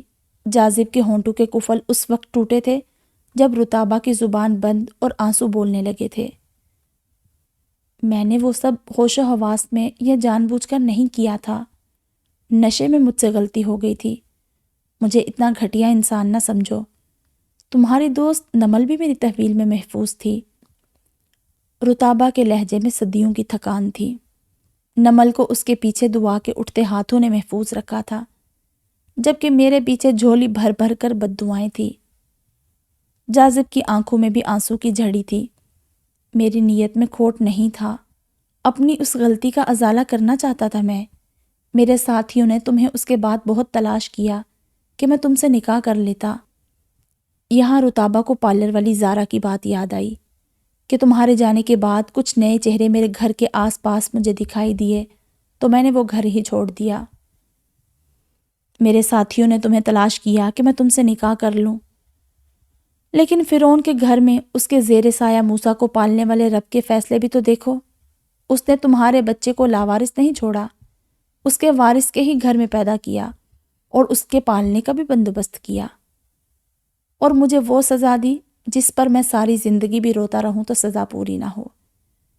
بدبخت تم نہیں، بدبخت تو میں ہوں۔ نہ باپ بن سکتا ہوں اب، اور نہ اپنے بچے کو زمانے کے سامنے اس سچائی سے قبول کر سکتا ہوں کہ یہ میرا بچہ ہے اور میں اس کا حقیقی باپ ہوں۔